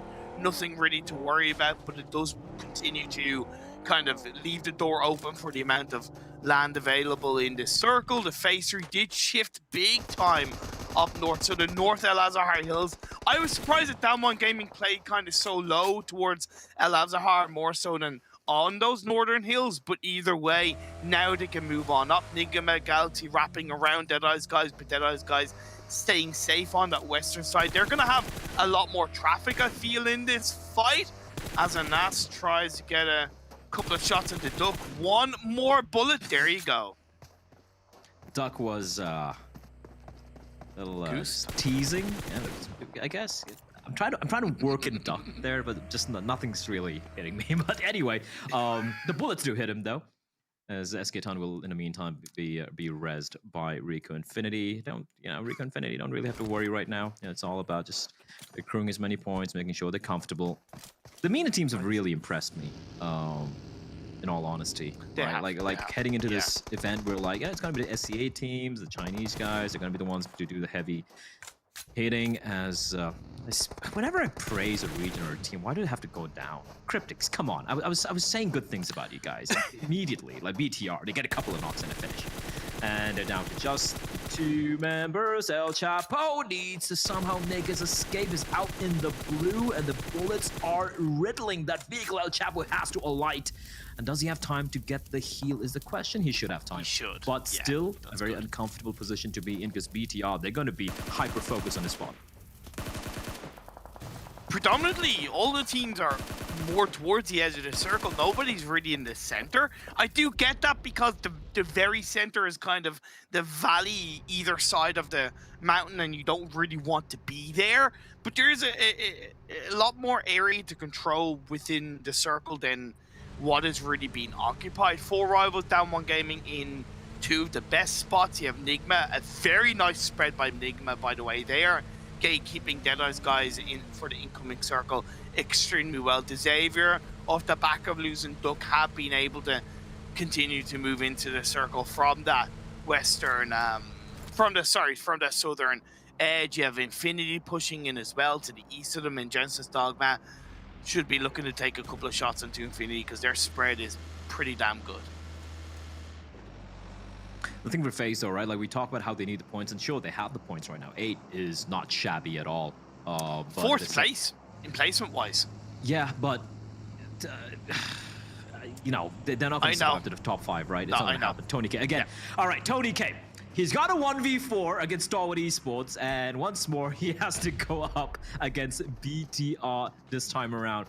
Incendiary is going to make life very uncomfortable for Tony K, but he's going to move around. And in the meantime, Reject could potentially third-party their way in and help him out a bit here. That could make things very, very interesting and very possible for Tony K to stay alive. He is harassing these members. And bear in mind, after he took down the member of Stalwart Esports in this very same building, he was able to loot up to his heart's content. So he's got everything to work with, even maybe a kitchen sink. Hi, boy. He's getting the angle, but doesn't quite land the shot. The nade won't quite find him. And Tony K, with Reject having evacuated the premises, I gotta say, I think his luck's gonna run out. Yeah, this one's done. This one's done. I feel for Tony K. I really do. And it was kind of one of those things where can't he just have a break? Yeah, he deserves a big applause because, like, you know, he just didn't get a break. That was like 3 games worth of action for an individual player between the amount of fights he took, kind of thing. It's like a meme of like, it's like, guys, really? Like, I just want to be 4th star with esports. Can I just get a break, please? And BTR, yeah, like, nope. 8 eliminations is still a good base amount of points, but realistically, every single game for FaZe with 4 games to go needed to be at least 12 to 15 points. That is obviously going to be heightened depending on how many points the likes of Xavier and Down One get, even Deadeye guys as well. So we'll have to wait and see. Juni is good with his couple of shots to get a knock onto Reject. That's the strength of Down One spread on the El Azhar Hill. One of the Reject players did go for a wide rotation to the north of where the rest of the team are, and that's where he got caught out. Yeah, as long as the circle doesn't screw over Down One Gaming, they're in a pretty good position, right? Like a lot of free real estate up north. The only team who could kind of throw a curveball their direction would be Dead Eyes guys, who have opted to go for a longer rotation, avoiding Enigma Galaxy. As you pointed out, they were gatekeeping them, and they're going to be making their way in from that El Azhar Hill you spoke of, where Down One Gaming are going to be lying in wait. So things could get very, very messy for the side of Dead Eyes guys. There's 4 rivals. Max, man, he's gone all in with them, and you know what? I'm all in as well. I think, I believe they deserve 1 chicken dinner at the very least before the Super Weekend ends. They do. They 100%. For sure. They do. They do. And it will settle a lot of, to an extent, doubts and even naysayers, kind of including myself, because I do firmly hold the belief of the winning team needs to be able to win games, as much as I can respect the consistency of 4 rivals as a whole. Prestigio throwing up a nade to connect onto Xavier, who has their last player up with only 3 eliminations. This could be a very poor game 2 for Xavier off the back of a chicken dinner. BTR as well. Nice, so just keeping them at bay. Pop the first kill. Oh, lucky out in the open, and he's very lucky. The timing works out for him. Still not able to quite take him down, but the other 3 members, they're still buying their time. Pieboy's gonna come running out of the smoke. He will be spotted from behind. Yeah, the wraparound is taking place though, but Luxy out of the open. Calm taps coming in from Reiji. As we take a look also simultaneously at the zone, and Cryptic's lazy boy, is lonesome. He's smack in the center. He's looking very happy there, at least for the time being, as Reject are also joining the fray. So for Genesis Dogma, even though they're probably looking at chops and they're like, we want to just take out BTR as soon as possible, the fact that Reject are harassing them is going to offer some window for BTR, at least for the time being, delay what is looking like the inevitable. Yeah, the only reason why BTR is still alive is because Reject were third partying, but that nade for Daybot says goodbye, take care then, see you in another game. Yeah, I know, that was like the perfect caster curse, wasn't it? I'm just gonna shut up for the rest of the game then. This is all yours, man. Caster, stop talk, you killed my team. Rico Infinity in the meantime, going up against the might of the Infinity. And Frankie is out in the blue for the Xavier, the last man standing, as you pointed out earlier, but he could kind of ruin their day, and there you have it. He will finish off SK Ton. He's got time as well to patch himself up and make a run for it, but now that his position is known, Infinity should be keeping an eye on him, but they might not know exactly from which direction he's going to be coming in from. Logan, in the meantime, looting up the corpse of one of his fallen enemies, and there we go. Frankie trying his desperate best, but Logan is more than ready. He's going to put him down. 2 members survive for Infinity, Newsy and Logan, but you know, they're sitting pretty comfortable, and considering the zone shift, things are looking pretty good for Reject, I gotta say. Yeah, they are. And just to remind you, Deadeye's guys eliminated in the blue, nowhere to be seen, 1 elimination point. That's why when I highlighted the statistics of them in their Super Weekend in the past, beating Miramar being their strongest map, it doesn't matter because this is the final day and they end this Miramar game with 2 points. It's just not good enough. So it feels bad, man, as they try to continue to fight throughout the final 3 games for their spot in the top 16. Moving on to this game, Down One Gaming. Fabian's being knocked. Sasung is on his own, but Reject has him covered. Come on, 4 rivals. take my power. Take all my power. Try to get this one chicken dinner. Oh, Max, man, I can pretty much see him just wringing his hands, praying to whatever gods he believes in. Reject, I did say they were in a pretty comfortable spot, but yeah, just getting caught on the rotation, and I don't think there's much Duello can do to help out Sarah. He's got to move on in, and the moment he does... Tatar holding, biding his time, just looking to spot him, but Reject have found some semblance of cover. No, never mind the nade. How does it feel, Blair? How does it feel, Blair? Actually, no. It feels amazing. What do I do with this power? Who do I pick next? All right, Sung looks very safe and comfortable here out in the open. Sung's looking good. Sung's looking very good. One health. Oh my lord. Vlad, this has got to be one of the weirdest Miramar games I've ever commentated. None of the teams have a full squad up. Genesis Dogma have 8 eliminations. This is like Sanhok-esque in how this game is being played. Hamodi is knocked, so is Roof. It's just Lord left on his own. Nigma were the one team that had one of the most players up outside of Genesis Dogma, and now they've been whittled down to at max. Well, no, one, because Hamodi, he's not getting away with that one.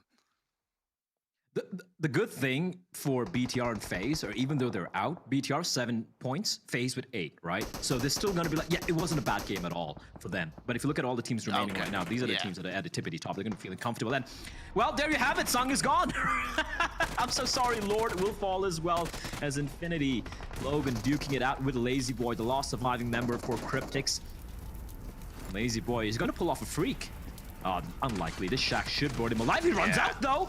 He finally falls. It is going to be Booms to take him down with the explosion. And with that, we're down to the final 3. The Infinity with 2. Genesis Dogma with 2. And 4 rivals. Oh, no. I was thinking if Appy could have stayed alive long enough, Infinity pushing in to distract Genesis Dogma could have been the way forward. It's still possible, but as a solo, it's going to be made so much more difficult for them. Daybot looks to get the confirmation, but Genesis Dogma onto Infinity, that could be the distraction for 4 rivals to come in and swipe their first win. All right, 4 rivals. I know it's just 1 alive, but this is doable. This is possible. And look at Satar and Daybot. They are so convinced. Oh, never mind. I think he's been seen. That was a nade. Yeah. No, he's been spotted. Oh no, 4 rivals, not again. Well, we say goodbye to 4 rivals, and Max and I simultaneously shed a tear. Doozy, his day's looking numbered. Satar could fall. Oh, he almost gets a couple of knocks, but it doesn't take place. The Infinity will be taken down, and Genesis Dogma, they'll look good this entire map, and they will get a very well-deserved chicken dinner. But in all honesty, when we go back to this particular game, everyone's going to remember only one thing and one thing only. It's Tony 4K. Yeah, Tony 4K. Caught Stalwart out in 4K with the 1v4. Incredible resilience. You can't ask for a better kind of solo play. You can't ask for that better moment to an extent seal his position in the history of PUBG Mobile. It's one of the strongest 1v4s I've seen play out. Really like just the way he was one step ahead and saw what Stalwart were going to do outside of the mistakes that were made. But like I said during the game, towards the tail end, this was such a weird game. We saw teams wiped out early on, especially considering how clean the playing path correlated to the phase 1 circle and how nice that kind of overall phase 1 circle was. And even the shifts towards El Azhar Hills, there's a lot of space to play within it, but with it being the final day, teams felt unleashed and the action unfolded minute after minute. Yeah. I want Tony K to change his name to Tony Montana, because that reminded me of that had some Scarface vibes, right? Yes. Tony Montana, he's sitting inside, people are coming into his mansion, it's like, say hello to my little friend, and he just like mows them all down. Yeah, Tony K, he's Tony Montana for me from now on, and that's what he's gonna be. That's what it's gonna be. If FaZe do qualify and they make it, Tony Montana, it is gonna be. We can always ask him to change his name for the finals to Tony Montana kind of thing. But I gotta say, I know they didn't win this game, but we do have to see as this is our final game of the Super Weekend stage. Infinity, what a performance they've shown in the PMGC. Over 100 points coming into today's games. it doesn't matter. Even at the end, they're still there. It's just amazing how consistent they've been, and I'm looking forward to them in the finals. Oh yeah, for sure. Like the fact that even though they're tippity top, they haven't put their metal off the pedal. I'm very impressed with them. Jason, take it away. I mean, Tony Montoya, what about Tony 4K? I mean, this man pulled off a 1v4 there against Stalwart, and it blew all of us away. I think Tarzan just getting like a quick drink of water, and he had to run back to his computer because he could hear us screaming of what was going down there. But we'll get to it in a second. We're talking about, obviously, Genesis Dogma here. 29 points, a big win for them. Infinity in second place, 4 rivals, not quite there when it comes to it, Max Ben. Yeah. But either way, I mean, the top teams taking points is not bad for the bottom teams. I don't know what's happening for Genesis Dogma. I think they got a new type of utility in the game, and that's homing nades. They would just point every single time Satar and Daybot just hit those every single time. And as you said, Tarzan, like, oh, today we already qualified. Let's just train our nade game. Let's see how good it goes. And himself, 14 eliminations on that one, was an extra 15 placement points, 29 total. Genesis Dogma are just as impressive as ever, and they have to be one of the favorites with Infinity, right, going into the league finals, because you just can't stop these guys. They're just too damn good. Man, like, they were one of my favorites, to be fair, and I was a little bit, sad to see them perform, under the radar, kind of, just not quite there the past few days, but they are back with a versatile playstyle, and I think without them, it would look very dire, maybe for the East. Not really the case. I think it would lack a lot of colors without them, so the Komodo Dragon, as Blank called, are back from this game, and it's about time. Otherwise, I don't know whether they can do, show some great games in those grand finals, but look at Satar with his damage. Yeah, big numbers. Probably the biggest we've seen. I don't think we've had a 1,300 hop. I think we've had another 1,200. We had a 1,400. We had a 14. He broke the graphic. Okay, there you go. Right. Well, he's not going to break the graphic this time, but big plays. And as you're saying before, Max, I mean, the nades were on point. The utility usage was on point, and we're seeing why he's called the Magician and why they got through just based off PMGC points alone. Yeah, that spread towards the end game too. Like, one of the players I think they improved the most for Genesis Dogma on an individual level has been Booms, and he was going for some very pivotal positions in that game to make sure they got information. They spotted out, for example, where Infinity were playing, Xavier, Cryptics, 4 rivals. He was very proactive in this game to give that information over, and it's a pretty nice change up though. When looking at the rankings, you're still looking at your Deadeyes guys that unfortunately were taken down by Damwon, so they are going down pretty early in these games. Deadeyes can't afford to go out early because you only have 3 more games remaining now, Jason. There's that big sense of urgency, and Deadeyes are starting to fall behind with FaZe, and it's getting a little bit spooky for them. Oh, yeah, but I focused on Xavier. You need 19 points. Not even 19, you need 18 points. The team above you needs 15. The team above that needs 12. We're getting into You really want to lose this territory. Yeah, of course. I know we shared it before, but, why not do it again? But yeah, you're very right. Deadeyes guys, they have to have like a huge performance here in these next matches. Not to mention just them. FaZe Clan as well still need to have big performances if they want to overtake Xavier. Yeah. When you're looking at FaZe, when you're looking at also Deadeyes guys, I'm gonna say I want to see some top 5s for these last games happening. I would love to see a win. I think I'm gonna say we need a win from Deadeyes guys. They threw it, unfortunately, on that first game on Militar Power. They need to push themselves a little bit further to make sure they can secure those big point games. They're capable of doing it. I mean, they made it to PMGC, of course, so they can make those big games happen, but they tend to stumble, and I think that teams are a little bit stressed out, and understandably so. You have 3 weeks of play to qualify for the league finals, and it all comes down to this. Like, the amount of pressure these teams at the bottom currently have on their shoulders is second to none. It's surmountable. Might turn them into diamonds depending on the amount of pressure. We see that happens, our treasure box is still going on right now until the 21st of December, so 2 days where you guys can watch and earn points you can use to unlock permanent rewards. You can also do it on YouTube as well, besides the eSports Center in-game. And there's another box coming up on the 22nd of December up till January 13th. We can get even more prizes, more things unlocked for your accounts. If you guys haven't started, make sure you do it right here, right now. And not to mention, if you're watching over on YouTube, click that rewards button under the stream to get some extra points for yourself, to get even closer to unlocking the pan, as Max would be going for. Tarzan, I think you said the pan as well. The pan, for sure. I like that pan. I don't know why. It's the colors. It's the colors. And so, yeah, but I don't mind getting any of them, to be fair. They all look quite good. Wait, was there colors? I'm colorblind, so I don't know what colors was on it. Sky blue, a bit of yeah, yellow, pink, almost golden. Saying the colors doesn't help if I never know what they look like. Oh, yeah. That's true. Okay, good question. Jesus. Well, speaking of good questions, you can see here which team had the largest overperformance. So we're moving on from it, Tarzan. Which team had the largest overperformance, you think, in your opinion? I don't know. I think that's actually a really hard one to say. All of them. There's a lot of teams that had overperformances that have done exceptionally well throughout this tournament, but I would have to say the Infinity. What was it? 100-point lead at one point above Stalwart in this tournament. I think they're still even holding on to that lead at the start of the day. Yeah, exactly. Like that much of a lead between first and second place is unseen. So yeah, it would have to be Infinity for me. There's no way. Okay. All right. Well, I guess Tarzan, you and I will think about it when we come back. We'll be giving our answers. And ladies and gentlemen, we'll be heading to a break, but we do have our next match come up in just a few moments. So don't go anywhere. We'll be back with some more PUBG Mobile action.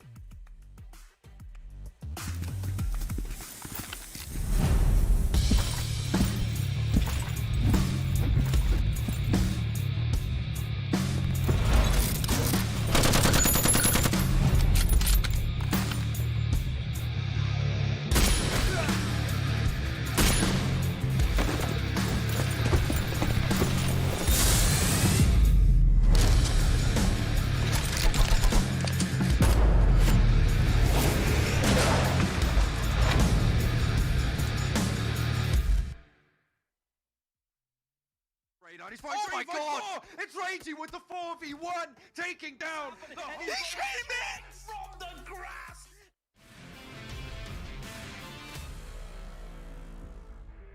Crawling his way up top, Zoxy's gonna find the line on him. And Song, he's just waiting. He's just waiting for MSC. Oh, he spots Zoxy! Oh, he's just waiting for them to eliminate each other. And he's finally gonna strike the moment. Zoxy gets a knock. Zoxy's found it. And now it is all on Song to make this happen. And he came in from the grass. And Song steals the chicken dinner away from everyone. Wait for Stalwart and FaZe to somewhat engage on each other. They get in that vehicle and they wrap around the underside. It could work out. The one thing that's going to stop them is Beer 11, who's flanked on the outside. Allow actually to stay alive. That's the next one is a Molotov, and Oh, it's that's spreading. perfect. Oh, top! He can't even drop and roll. He can jump into the water, but that's not going to quite pan out for him. Tries to stymie the flow of Bigatron players as they move forwards. Gets a cheeky little angle as Lapis goes down. I mean, for Yuhai, he has been the one leading this charge at the moment. Zuxi finds Divine, and now it's just a matter of time before the rest of Reject do fall. I think BTR realised they need to do something quickly, but it's Reggie Osio to find the double. The man of the hour, he's found one, he's found two on the spray down. He's found Oh my God! It's Reggie with the 4v1, taking down the whole of Bigatron. He strikes back, and 3 players fall. Your dream might be denied. Bamboo is low, Jumper has the nade, it's looking good, a good cook.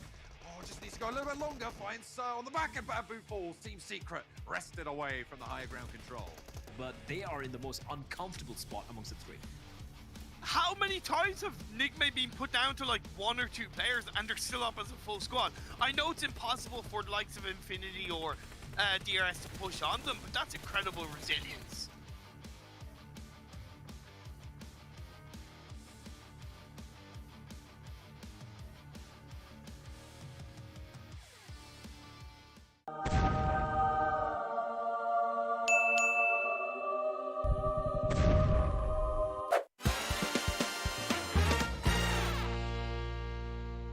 So far from the leaderboard.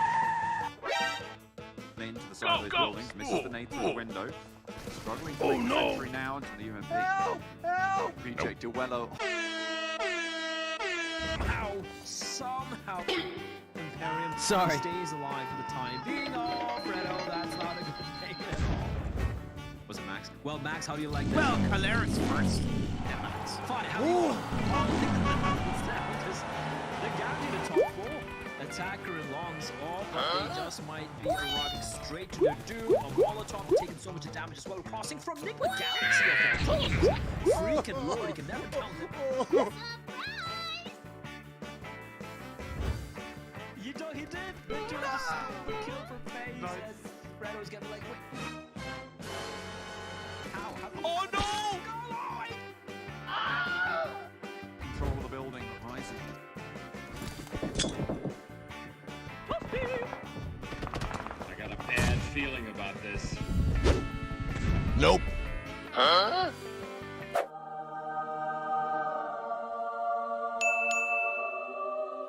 No! God! No! God, please, no!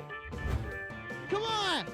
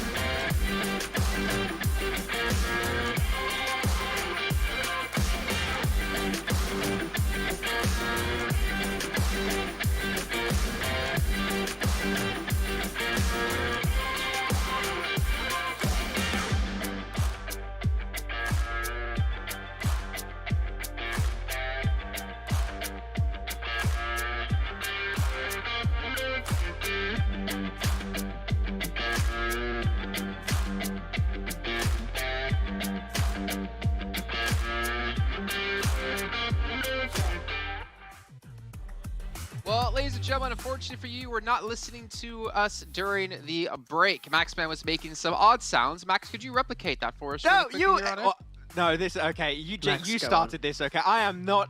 You sounded like Chewbacca right there, Jason. Okay, that's how it was going. I am not. Max, I don't think that's what happened. That's not what happened, Max. Tarzan's okay. Now Tarzan, you really converted him to the dark side. He's a Sith now. Thank you, Jason. Okay, cool. What you don't realize is, Max, is that I think everyone that comes on the desk knows that whenever I start to call someone out, the other analyst gets on my side because they don't want me to call them out. I think is the... Spawn Karga was nice before, then she started being mean to me. Now Tarzan was being nice at the start, now Tarzan's being mean to me. Kalaris has always been mean to me because it's Kalaris, and I mean you too. Maybe it's not me then. Maybe it's just people just don't like to be nice to you, Max. Who knows? But welcome back, ladies and gentlemen, to PMGC 2021 East League. We'll stop harassing Max because I don't need to get an HR complaint from him about being bullied here on the show. We are going to be moving into our third match today. It's going to be over towards Erangel. And on our first Erangel of the day, we did have D Xavier pick up the win. A win they desperately needed, though a win they probably shouldn't have gotten, to be fair. Deadeye's guys, as we mentioned before, kind of a little bit of a throw. And obviously, Freak from Enigma Galaxy was able to really fight back in this one. But as we move into our final three matches, you know, we're talking about the pressure before, Max. We're talking about how these teams desperately need points.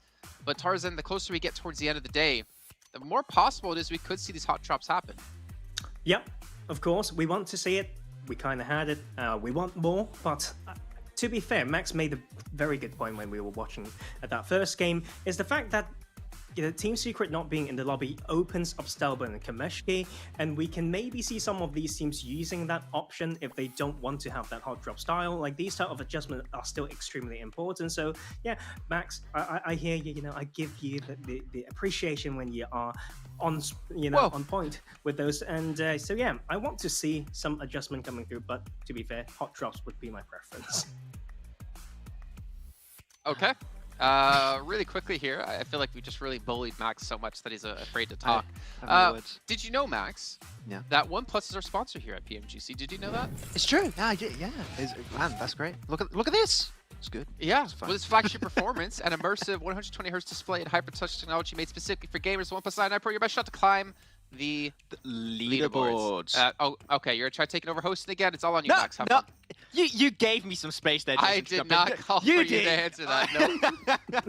No. Okay. Wow, look, good numbers from Satar. I mean, yeah, most of those been eliminations from Nazen. 16? Okay, that's a big number coming out from Satar. I think most of those were actually nades that just came in onto reject, came onto full rivals at some point too. Man, Satar truly impressive. I don't know what to tell you. It's Satan Daybot just too damn good throughout the tournament. Forget about the amount that he used, it's the accuracy. We saw it so many times on screen, and they were so on point. And it's also well-timed as well. I think sometimes it's about making use of the blue. So like using utilities, not just with the accuracy, but at the right time is extremely key here. Well, you mentioned time before, and well, we are running out of it here. So quickly, let's get our predictions in. For me, Infinity, you, Maxman, who'd you go for? 4 rivals. Keep on going. How are you? Tarzan, who'd you go for? Bigatron, Red Aliens. Let's keep going. Okay, so are you sticking with Bigatron the rest of the day? Yes. Why not? All right. Like, I'm feeling it.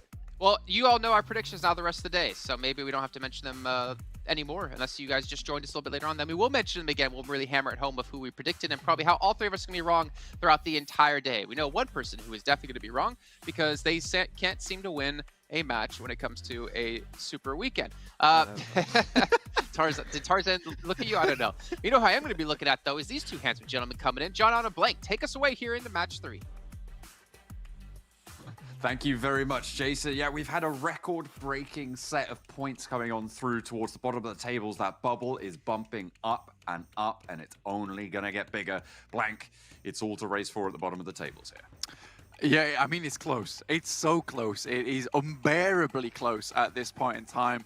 And realistically, I don't know how I'm going to keep track with it these past next 3 games, but I'm going to make it happen regardless because we need to make sure that you guys at home are informed who's getting to these finals, because is it your favorite team? Is it not your favorite team? We will let you know. But we are heading into Erangel, our 3rd match of the day here. John starting things off with me and you, and we'll see how it goes for the teams in game.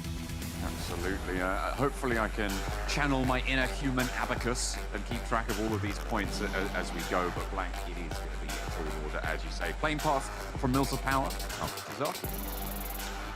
So, fairly central here. Does mean that the Infinity has to make a decision when they want to drop on North George or not. But realistically, at the moment, the teams that we are looking at, John, let's take a look right here. We got down one game, sat in 15th place with 203 points. Xavier right on the line with 200 points on 16. But behind them is FaZe Clan, who's a fair ways back with 19 points behind them, 181. So things are getting risky for FaZe Clan. And we all said it'd be a tragedy if they didn't make it into the finals. But with the way they've been playing in the Super Weekend, it just doesn't seem likely anymore. Blank, I've been saying pretty much since the start, I feel like if you get 200 or more points, you're safe to be in the finals. Like, you can be confident that you're going to be in. That has gone out of the window. This is the highest bubble metric that we've seen in any tournament of this format in the world, right? This is a new unbroken territory, so it's exciting for these teams all to be pushing this hard. Yeah, and with the Infinity South, 472 points, a clear 100 above Stalwart in second place with 366. Goodness me, they've taken a lot of the points that were available in this lobby, which has made this bottom side of the leaderboard so hectic. And it's whereas these teams are like just grasping for any scraps that they can find, it is really, really difficult. Not to mention a lot of the other teams at the top who are just leading by a fair amount. But looking at this one, it is so rough. Now, FaZe Clan, maybe there's some hope for them. Considering Tony K is coming off the back of a 1v4, a true 1v4 on Miramar. Ooh, I don't know, I feel like you get the confidence back and Tony K is like, come on guys, I can't do this all myself. I needed to bump up the performances just a little bit. Yeah, bring up the rest of the team, keep them going. A little bit of a scrap going on. Nick and Galaxy and Stalwart, neither really at risk at this stage, Blank. This is a little bit of a scrim, quite frankly, for them to get that practice in. Maybe we can see some alternative plays coming through. Stalwart clean in second place, Enigma Galaxy in fourth place. Actually, only 15 points separates these two teams as well, but both of them, they're guaranteed to qualify at this stage. I think it is mathematically impossible for them not to qualify. There would be so many teams needing so many points, and there's only 3 games left to play. That neither of these two teams can actually drop out at this stage. Circle drops southwest. Like, we've seen the Circle once or twice before, and actually Stalwart changed up how, 628 changed up how they played it. They weren't camping that bridge against the Infinity. Yeah, which is largely due to the playing path here, considering it went up towards North George, so it doesn't really give them that free Primor spot right at the beginning of the game. So I think they're just getting to position at this point in time. I do think, though, if we look at these teams, Xavier coming off the back of a very nice game in Erangel 1. Okay, this is actually the 1v4 here. So top goes down, into the next, into Scribe, finds the fourth. Honestly, what a lovely little replay we get from there. And he made it look so good. And it really was under pressure with him being so low as well, John, at the beginning of that fight. Yeah, absolutely. Getting that nade through the window, excellent. And the double spray down, he broke up that fight phenomenally well. And maybe, maybe they could have played around it a little bit better, gone a little bit more cohesive, or maybe not as aggressive. But you know what? When you're against one player, sometimes you just don't think that it's going to happen like that. I mean, we saw it with Reiji on Reject, and now we're seeing it again with Tony K. I think that the funny thing is for me is like that M24 is probably the perfect 1v4 weapon as well, considering a lot of the fights when it comes to these clutches are lost during reload animations and switching to your secondary weapon. M24 with the vast amount of bullets it has in the mag, yeah, that's probably the best way to go. So if you're ever in a 1v4, you've got that bad boy on board, have some hope. It might be just that clutch play that you're able to make happen. Looking at this map, though, again, Xavier coming from that eastern side. Sometimes they struggle with it. Sometimes they don't. I think most of the times they have struggled is when teams have started to come up and harass them. Genesis Dogma in particular. MS Chumburi tend to rotate over the top side of Yesnaya. Oh, dear. Action just about gets out the way as he slips behind that window. God, Pachinki, a hotbed right now. And the team willing to give it up. Action, how did he get away from that? On the windowsill, Freak with the DP on a clean bead there, but just able to roll out the way. Action absolutely keeping himself tucked in, just about though. Oh yeah, the bullets are passing right through this guy. So it's a little bit unfortunate. Ralph though has a nade in the window. It's a good bounce. That's great bounce, in fact. I thought he was going to go for the window on the right, Blank, but no, he arcs it perfectly off the beam of the window. Gets the rebound, and you can't say fairer than that. Stalwart lose a player in Pachinki. Yeah, it's probably the best way to go about it as well, because you hear the nade go on the left side, you think you're safe, nade bounced off the window into your room, and you're like, oh, well, it's curtains for me, I guess. So a little bit unfortunate. This is really tense now, John, looking at the bottom of the tables. I think for DRS as well, and maybe Imperium's clean-shaven face, looking slightly risky. Though I will say it has to be a perfect storm for this to happen. Deadeye guys coming up on Nova's position. Closer, tries to heal. Actually gets it off as well. Order around the side, and Jimmy trying to play backstop there, but Deadeye's guys play the old switcheroo, and Order goes down and traded out. But Jimmy now at risk, has to swap to the secondary, the AKM, not quite landing the bullets. And in the meantime, Deadeye's guys are swarming. They're moving through. Everybody at the back, and Jimmy's low on ammo. Has to pull back onto King's position. Trade off on those reloads. Now King can start to push out, try and control the swell from the Deadeye's guys, but not quite finding the shots around the side. Deadeye's guys, they're fighting for their tournament lives, but in goes King, finds the knock from the back. Paraboy's gonna fall as well, and it's Shifu to stay alive for the Deadeye's guys. 1 versus 1 in this position. King pushes out the heal, doesn't come through, he swings out, it's not gonna be good. King keeps Nova in. And this is the beginning of that perfect storm, because quite frankly, it is sad days for Deadeye's guys.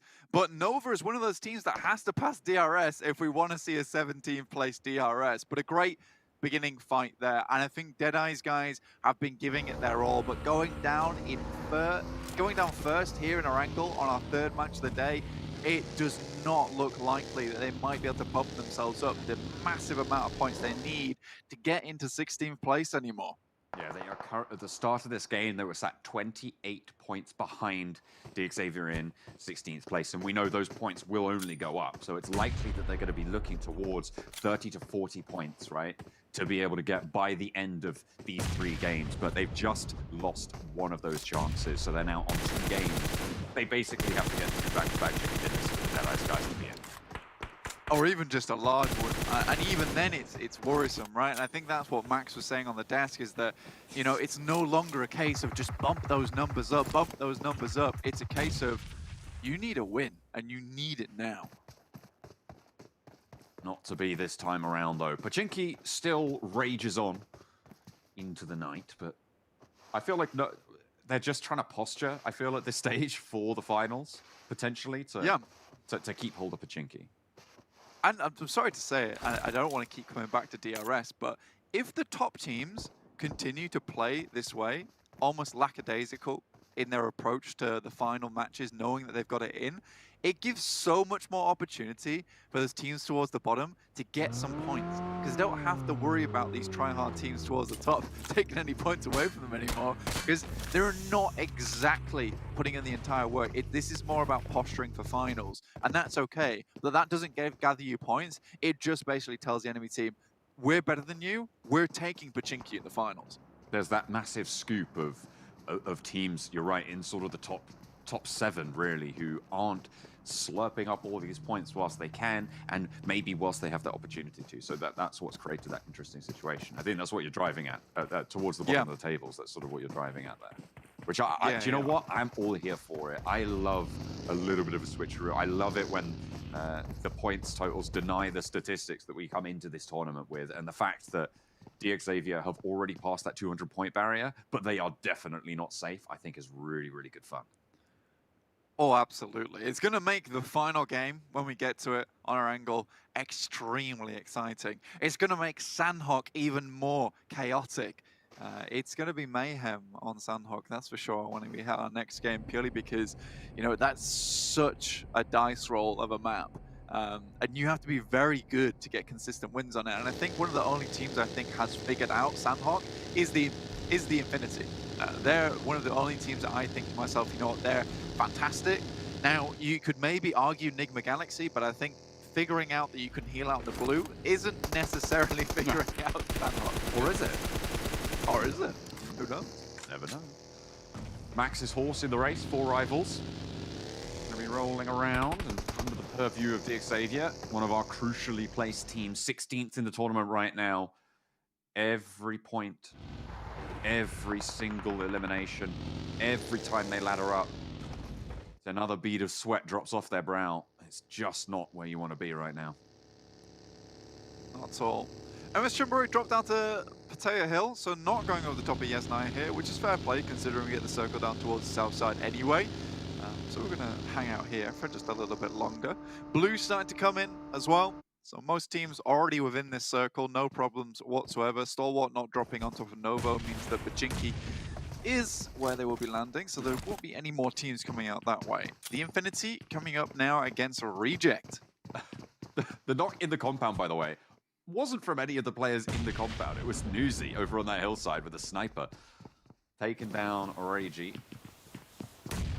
Has been knocked across the way. Actually, it was both the off angles. Okay, so he's handling the off angles. Duello stuck in a sticky spot. Manages to vault into the window to avoid the majority of the damage. Sarah on an off angle. I mean, he popped off in big ways in that Erangel. But has to hold out against the top dogs themselves. The Infinity for now will stay alive.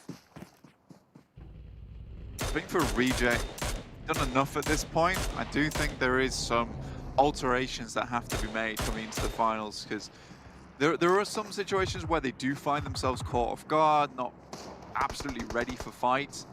Though this is a good chance for the Infinity to get some payback for yesterday, because they were taken down by Reject.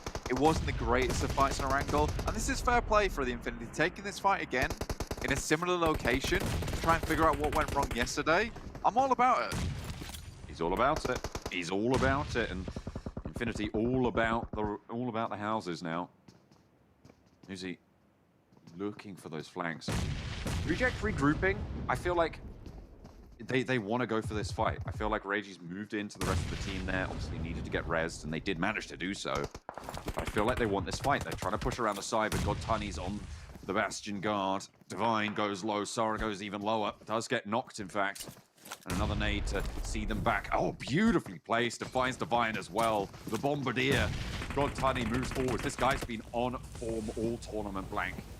He's a force to be reckoned with. Even jumps into the Molotov and just goes in for a spray. That's 3 now for Godtani as he finishes out with the flush. And now it's just Duello up close and personal in another 1v4 situation for Reject. The hell just went on over towards Pachinki's side. Top just got a 3k over towards Enigma Galaxy. All right. Infinity finally finish off Reject, so that is a little bit of redemption for the Infinity from that sloppy fight from yesterday. I was not happy about it, but this was far better, and I think it's the case that they were in position, they knew what they were doing, they were ready to go, whereas yesterday they were caught, you know, very much unawares versus their fight at Reject, and they weren't able to regroup quite so quickly.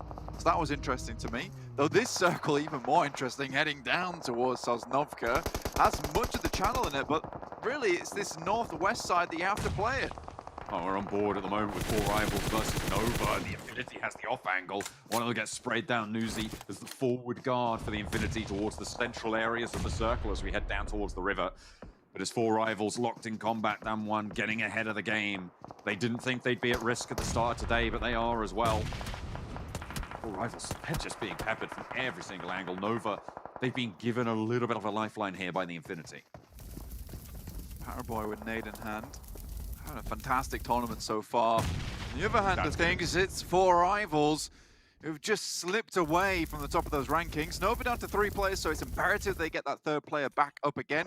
Another nade tries to send it inside the crate. Does a little bit more damage. This is more about making sure that res doesn't go through quick enough. Now with Nova having all their players back up again, they can start to think what they want to do next, but aware of the other teams around them, specifically the Infinity.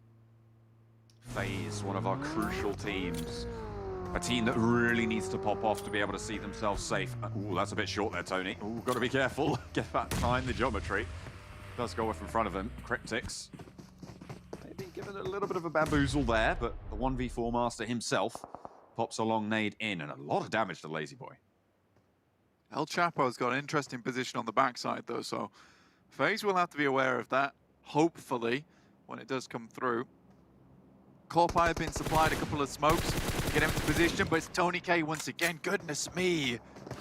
What's happened to this guy? He's been injected with just determination to fuel him through this last day.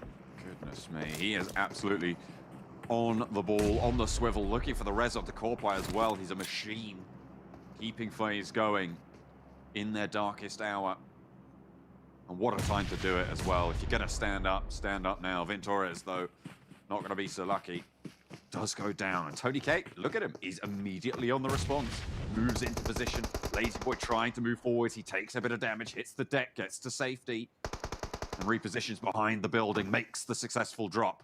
And Lazy Boy controlled for now. Grim, grim circle. Honestly, you've got Genesis Dogma and Damwon Gaming basically playing for those points at the moment, but Genesis Dogma got a really strong spot. 6-8 equally in a very good position, but FaZe absolutely need to win this fight out because it's the path into the circle that Cryptics are trying to take. FaZe are currently playing guard dogs at the moment. It's the off angle for Cryptics you have to be worried about. Tony K steps up for the fight with Lazy Boy. Senke being dealt with by Corpai in the meantime. Vintor is slowly losing health. One knockdown on the coastline, but Tony K does fall there on that beach side. And with it, FaZe might have a little bit of an opening, a wound to be pressured into by Cryptics, but a nade downhill from MR5 sees Marshall slowed. I mean, with only one player up in MR5 now for FaZe, with all other players down on knee, goodness me, it's stressful. Lazy Boy does pop up. MR5, he has to stand strong now. Senke on the off angle could be crucial into this fight. MR5, his time is running out, it's ticking away. Venturus falls. Senke, information given over that he's pushing. He knows it's a 1v2 now against Cryptics. Goes out wide, they line up for him, and he gets one. He rebuffs the first. Senke now up for the fight. 1v1, both last standing for their team. Senke around the side, FaZe fight for the tournament life, but he goes down, and MR5 will not stand up to the test. Cryptics take control, and they crucially get a couple more points and get a little bit safer to getting over DRS. 2 games remain now for FaZe, and it's so unlikely it's going to happen. There's still a chance on the board for them, but still going down to Cryptics, not great. Honestly, Nova now has to battle versus God Tunny, who's feeling fresh off his last fight. Finds one, swivels a 180 for the second, and the spray down is good. King cannot stop the usurpers to the throne, and the Infinity dominate in the gas station. Infinity now has to sit back, sit tight, get those players back up again. Again, though, if the Infinity takes this game, it just opens up the bottom of that leaderboard once again. It is so stressful for them. 6-8, I think this is a real opportunity. You know, yesterday I said that I appreciated their playstyle a lot more. Again, they're tight-knit today. It doesn't feel like they're trying to do anything crazy. We see far too many hard splits for them in terms of the team. But I think this time 6-8, they're playing much more as a team unit. Whenever we see plays come through from 6-8, it's often one solo player kind of doing something in terms of a 1v2 or 1v3, but there's no backup. And I think that the 6-8, that's so important, but TG13, how does that happen? Opens up a little path into the circle for himself. Infinity, they're in this circle, sure, but they have 2 players down. Melon looking for the res onto Gottani. NC2 up first and will get the flush onto Logan, bring them down to 3, and they're trapped like rats in the corner, and the snap shut comes the trap from MSC. Now just Newsy remains. Had a fantastic beginning to his tournament. See if he can bring it back here. Nice nade over the top. Just played this position before versus Reject, so he kind of already has the beat. He's been practicing here. TG13 tosses another nade, but a great push from MSC. That drop out of the vehicle outside the blue to get an instant knock just opens things up for them. Xavier dropping onto Cryptic's position, gets some information, and then sails away. With both FaZe and Deadeye's guys going down earlier blank, this is a chance for the Xavier to open up a points lead. But if they fall here, they are just as much at risk as they were towards the start now as teams start to fall. One of the Xavier has been knocked. Cryptics, 2 players alive. Down in the divot, they took down FaZe. Can they spoil the hopes of the Xavier? But Lamborghini, he doesn't know the off angle. Frankie looking for the res. They want everybody alive that they can have. That should never happen. Rabbids saw both of these players. The fact that Lamborghini opens himself up to that side swipe is absolutely tragic. It's a huge mistake coming through from Xavier, but hopefully they can bring it back. But with 2 down, there's a potential now for Cryptics. There's one behind them. You can't leave him out over there. Lazy Boy's leaving. He's getting out of dodge. They need these reses as well. I think you have to leave Rabbids. Everybody else on foot, and they have to beat a hasty move to the east. MSC fly up the mountain and tumble down the far side. Oh dear, that's probably not what they wanted to happen, but they are into the water, and maybe that might be their saving grace. Pop into the fight with Genesis Dogma. A 1-2 fall, but Daybot stays tall. Goodness me, we're 2 going down for Genesis Dogma. That seemed risky. If they managed to bail out their car a little bit faster, and perhaps the car came with parachutes, maybe MS Jamburi win that fight. But instead, a few sent downhill, 7 eliminations on board, but 6 for Genesis Dogma. They want to regain one of those top spots once again. They were looking so good last Super Weekend. Fidan, looking to find some more shots. Rico Infinity Team playing a very precarious position outside on this rock face. DXavier 3 defeats there, 3 points that they can start to open that gap between them and FaZe. It was there already. It's fairly significant, quite chunky. And the more placement points they get, the better. But Frankie falls, and now just 1 player out for DXavier. Cryptics as well, trying to crucially snag all those placements. I think for you right now, if you're DXavier, your best bet is to head to the water. 33Z though, he ain't slowing down, he's moving out. Push out into the blue, give himself some safety behind the cover, but 628, they want to clear these teams. Oh, Lamborghini, he's still alive, but he's not going to be for much longer. There's the rundown, and that is going to be DXavier down in 8th, and the race for 16th remains good for FaZe. And even for Deadeye's guys to be able to mount that comeback, although they are a little bit further on the outside track. Only 3 eliminations for DXavier, penning them up to 203 points total. It is not safe whatsoever, John. God, this next circle is so grim. Junie, out in the water, has the right idea of it, but he's not on the bridge. Lazy Boy still in playing this one out for Cryptics. It's nice stuff. NC2 will have to move out as well. But this is time for 628 to control and conquer. And I think for 628, it's been a long time coming. Though with that little aggressive play, they've made this hard split happen once again. I just want them to play a little bit more together. NC2 taking breaths when he can to just slow down the drowning. And going up, swimming out wide. Junie as well, fairly low. Lazy Boy making that swim as 33Z on the top of the bridge. Takes it away from Genesis Dogma, who are going to have to move. Oh, just a little ankle tickler. It's a really good move from 33Z, actually. After the knock comes through onto Genesis Dogma, immediately they send out 1 outpost guard to the center of the bridge, which is going to give them a lot of control, considering this circle is directly on top of it. But now it's a case of having these outposts. And you know what? This is where I would accept the split, because it makes sense in the grand scheme of things. Sunan getting knocked, though, by Daybot is terrible. That's really unfortunate as well, 4-6-8. Nicole trying to get down that hillside as well. But with 33Z, the only player on the bridge, if it heads out waterside, he might be in luck. The question is, what sort of ordnance do you have? Do you have those nades in the back pocket? Again, ways of having those heals on board. Yu Yang tries to make a play. I love this from Genesis Dogma. They send out a fair few, making it look like there's none left up there. But Daybot remains waiting for that push out, knowing it's just open ground ahead of them. And this is Genesis Dogma to a T. It's like you can never count them out. And the nades start to move. They know that 33Z is on this bridge. It's such a difficult position to get in towards, though, when it's such an open roadway. Unless they fully smoke out the approach, which it looks like they've just done. Yo! Here comes the crash for Genesis Dogma. The nade onto the back there. 433Z making more smoke, and he drops down. He knew that he wasn't going to win that fight. Gives the high ground and plays the swim game.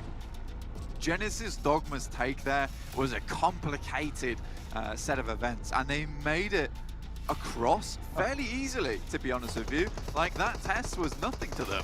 Now Genesis Dogma hold the bridge. See how this next circle goes. If it heads back to the mainland, this is Genesis Dogma's game. Well, there's 7 teams remain with 9 players. I think this probably is the highest ratio that we've seen between those two, right? I mean, 6 of these teams have just 1 player alive. Oh, goodness me. There's still a little bit of land in this next circle to be played around. But no, it's just the waiting game. It really is the waiting game. This is the awkward thing about the bridge, is throwing grenades down there isn't going to work too well. You can technically, I think, stand for a brief moment on the side of these pillars, but it requires someone else to help you up there. And with the fact there's only singular players down there, I don't think there's anything that's going to be happening. Well, we'll have to wait and see. They are fairly safe from above, but there is still some shoreline around, which I think they're worried about. They're worried about Genesis Dogma dropping down and taking some shots, but as soon as that finishes, I feel like they are going to start to be a little bit more aggy in the water. See those weapon swaps coming through. They're trying. Oh, they're trying. It's just that brief moment that you can pick up a weapon, turn around and be like, I am the killer now. But rather at the moment, you're having a few problems. I think that for Genesis Dogma, it's really being conservative with your grenades now, because you have to clear out each side of these bridges, so the nades have to be very, very strong. So Nickel, I think one of the best bets for them to do right now is to head down towards the mainland, send 2 down there, give all your meds to 1 guy up top, send 1 into the water to scout out where the players are hiding, and then get your other teammate to throw nades at that position. Yeah, I mean, you could see there, Nickel on no first aid, dropped those over most likely. And they have a massive advantage as well to be getting on with. This is what the teams behind the pillars were worried about, having a player on the shoreline to deal with. Yeah, because it means that if we see this next circle move towards Nickel, yeah, there's Satar. This is exactly what I wanted to see. This is perfect. We've seen it go wrong before though, Blank. Yeah. Yeah, we have. I have seen it go wrong before. I have faith in Genesis Dogma not to make that same mistake, honestly. Yeah, no, it was unfortunate. The last time it went wrong, yeah, it was a little bit of a misplay. The player on the top of the bridge dropped down into the water without healing and not going down, and actually ended up losing. It was the stimming which was the problem. Yeah. Yeah. You've got to make sure if you have to drop down, you have to stim. I think this is the exact same circle. I think the other one was on the Georgia Pole Bridge. Yeah, actually it was. Ooh, give me that loot box. Satar's like, wait, hang on a minute. I can move the loot box in the water. All right. Cool stuff. I like keeping that away from the other teams. I like the little bobbing animation that comes up when it resurfaces again. Yeah, it's gorgeous. Either way, let's have a think about this, John, because who really needs these points? Damwon and Cryptix. Junie absolutely needs it. I think Cryptix is fairly safe at this point, to be honest with you. So I think for Junie, the top 3 placement is you can go for it from here. This is a smart play. Okay. Getting into the buggy. I wonder if they've used all the nades up, because you can throw nades from the back of the buggy. Oh, he's on the land. And damage in water. There we go. He's on land. He's on land. Here comes the nade to the long pillar, but everybody's watching that now. That is gorgeous. Falls. Oh, it's whack-a-mole now, Blank. Oh, dear. Isolating that pillar. Divide and conquer. Everybody scatters. It's nice to be worried, though. I mean, if players start to surface, you can see Lazy Boy moving through. He will spot Satar. Looking to move to the coast. They're not going to be too worried. And C takes a lot of damage. Judy staying right at the back. Lazy Boy into the buggy. Satar probably knows about this, but he gets the heal off as well in the back. And now 2 players from Genesis Dogma. They are very worried. There's the nade over the top as well. Nickel goes low. Lazy Boy looking to do damage here. As Stalwart get eliminated as well. Judy laddering up and up and up. In the meantime, Lazy Boy has to heal, but will not go further. Cryptix down. And now 14 remain. Yeah, this is perfectly played for Genesis Dogma. And like, you know what? I thought they didn't have any nades left, but they were waiting until the zone had shrank much further to, eliminate the possibility of error from these nades that they were throwing. Honestly, what a play from Genesis Dogma. I think they maybe watched that circle and think like, what would we do in this situation? And I think they figured it out. This is really cool stuff. They've been theory crafting. And there goes the crate again. I love it. They're repositioning this crate really nicely. Everybody's just swimming around, and there goes MS John Burry. Down 1 Kia, but no, he falls down. 3rd place, though. Excellent point scoring total there for Damwon, and now just 1 player remains. 3 first aids for Daybot. Doesn't have any stims, though. It's fine though, because in that last game, the issue was there was a singular player with full HP, and that was the problem. Here, for 33Z, he's got no HP, and he's most likely going to die to the blue. Really well done to Genesis Dogma. I don't think you could have played that more perfectly, and I think this is what makes Genesis Dogma such a good team, is because they're an intelligent team. There is a clear game plan. from that lighthouse to the top of the bridge, to the underside of the bridge, clearing out players on pillars, it was a very clear turn of events for them, which happened in sequence. And I really am very impressed. Good news as well for Damwon, getting up into that third place position, sweeping a whole bunch of points. That's gotta feel good, right? It's gotta feel a little bit more reassuring. Same story for Cryptics as well, getting fairly far, and they had a couple of kills on the cards as well.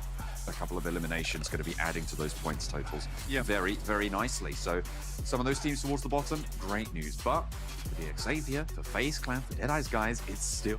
Oh, goodness me. I'm getting overexcited there. It's still very much down to the wire.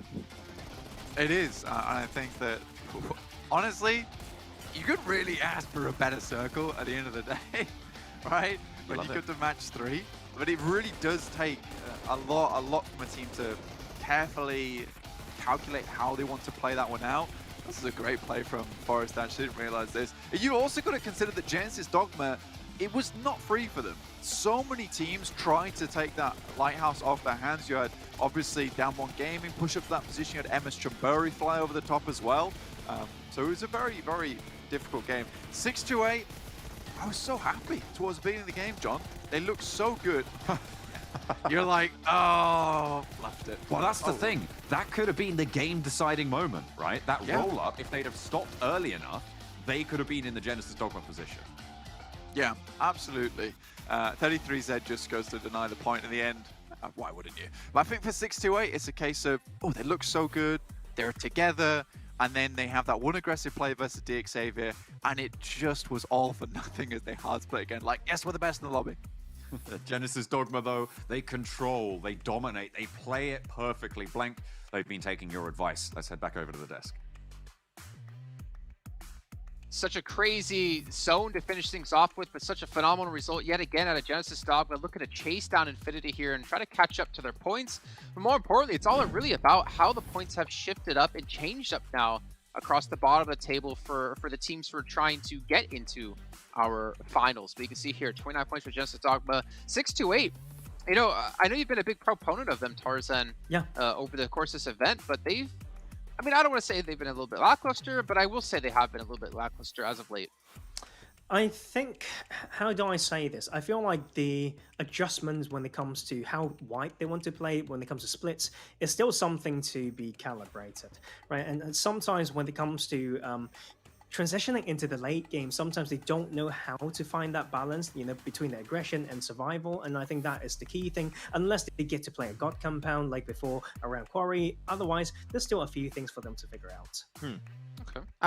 For 6-8, I would say they may be resting a little bit on their laurels right now because they know they're qualified. They maybe want to try things out. I'm just hoping, Jason, that, and I have to agree, they've been a little bit lackluster. I hope this is not the standard of gameplay we can expect from them heading into the league finals. I would like to see things maybe get switched up a little bit, though. Onto the second page. That's another poor result from Deadeye's guys, and now they're getting to the point where there's that gap to start to be created between that 16th, 17th, 18th position. And Deadeye's guys, they're going to need 2 huge performances in the next 2 games to even have the odds to make it in that top 16. So Deadeye's guys might be the first team that is still playing today to actually fall out of relevancy. Yeah, I mean, if the pressure wasn't already really difficult before, now the fact is you just are running out of matches to play with. But Daybot here, 1,000 damage done yet again. I mean, it seems like we see him just as often as the likes of Newsy as well towards the top of the table in terms of just being MVPs. And to see that consistency come out of Genesis Dogma is really, to me at least, proving they were deserving of qualifying through these PMGC points. But speaking of points, take a look at this. DRS have been passed by Cryptics. Nova, 15th place. DXavier, still 16th in FaZe Clan. I hate to say it, but the route they're going, they're not going to make it. Ooh, wait, so 6 more points from Nova. We need still 4 more points from Damwon. There's a world, Jason, where these last 2 games, you could see DRS drop off significantly to the point where they could actually go into 17th. But we talked about it. We're not seeing those huge results from FaZe. We're not seeing the huge results from Deadeye's guys. And there's that gap. There's currently around 20 points between that 16th and 17th position. We need to see FaZe and Deadeye's guys step up these next 2 games. That is the main storyline that's happening right now. But not only that, we've seen Nova that's been slowly dropping off. Damwon able to get some consistent results throughout the day. But Nova's also in a very scary spot. Imagining the reigning champions not being able to make it in the league finals would be the biggest upset possible here. Yeah, I've just done some quick maths, to be fair. Like, I feel like it's still extremely hard, like, for FaZe to go in and for Deadeye's guys. So, like, on the other side, it means teams like Nova are relatively safe. We need at least 10 points per game from FaZe Clan, but that means that Xavier can't get any points. Like, otherwise, FaZe can still get pushed down. Deadeye's guys need at least 15 points per game to at least to tie with Xavier. I feel like that is a tough ask, like, from this team, because they've not been showing anything. All right, well, we do have the treasure box still going on, as you guys all saw on your screen. 2 different boxes, one that ends on the 22nd or 21st, and one that starts on the 22nd, ends on the 13th. You have different ways to get permanent items unlocked free as long as you're watching the Esports Center over on YouTube. And you can also click the rewards button under the stream to get more points to potentially get these unlocks through and to get your awesome pans. Now, Tarzan, last time we talked about this, you tried explaining color to me, to someone who said they were colorblind.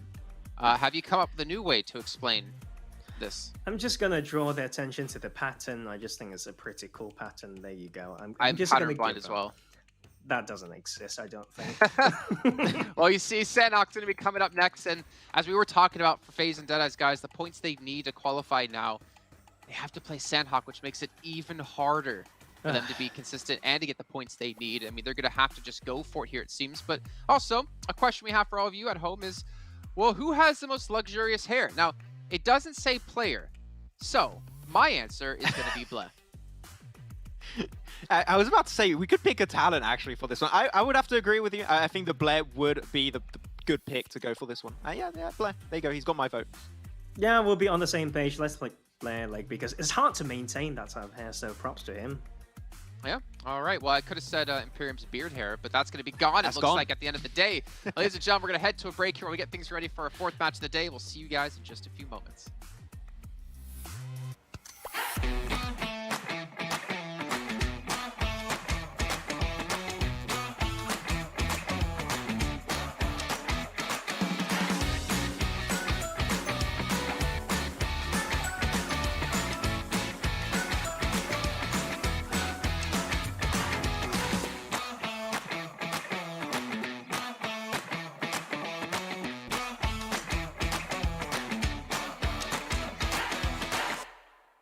Really is a... Oh! Do this to them! I'm so sorry! You've killed them! Look at them!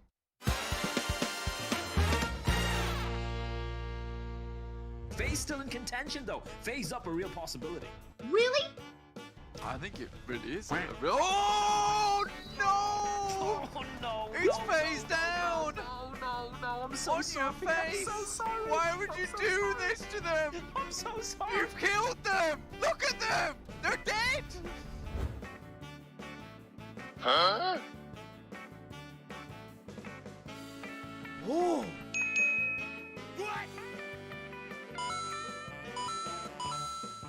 Excuse me.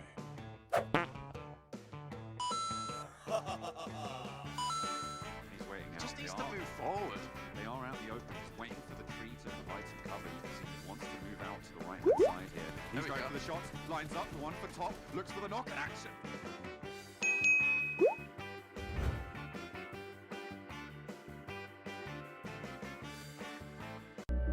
I saw the first light, the first steps. Now I see much more. I capture Earth in all its beauty. I see action. I see drama. And I see it in the finest detail. Moments of inspiration.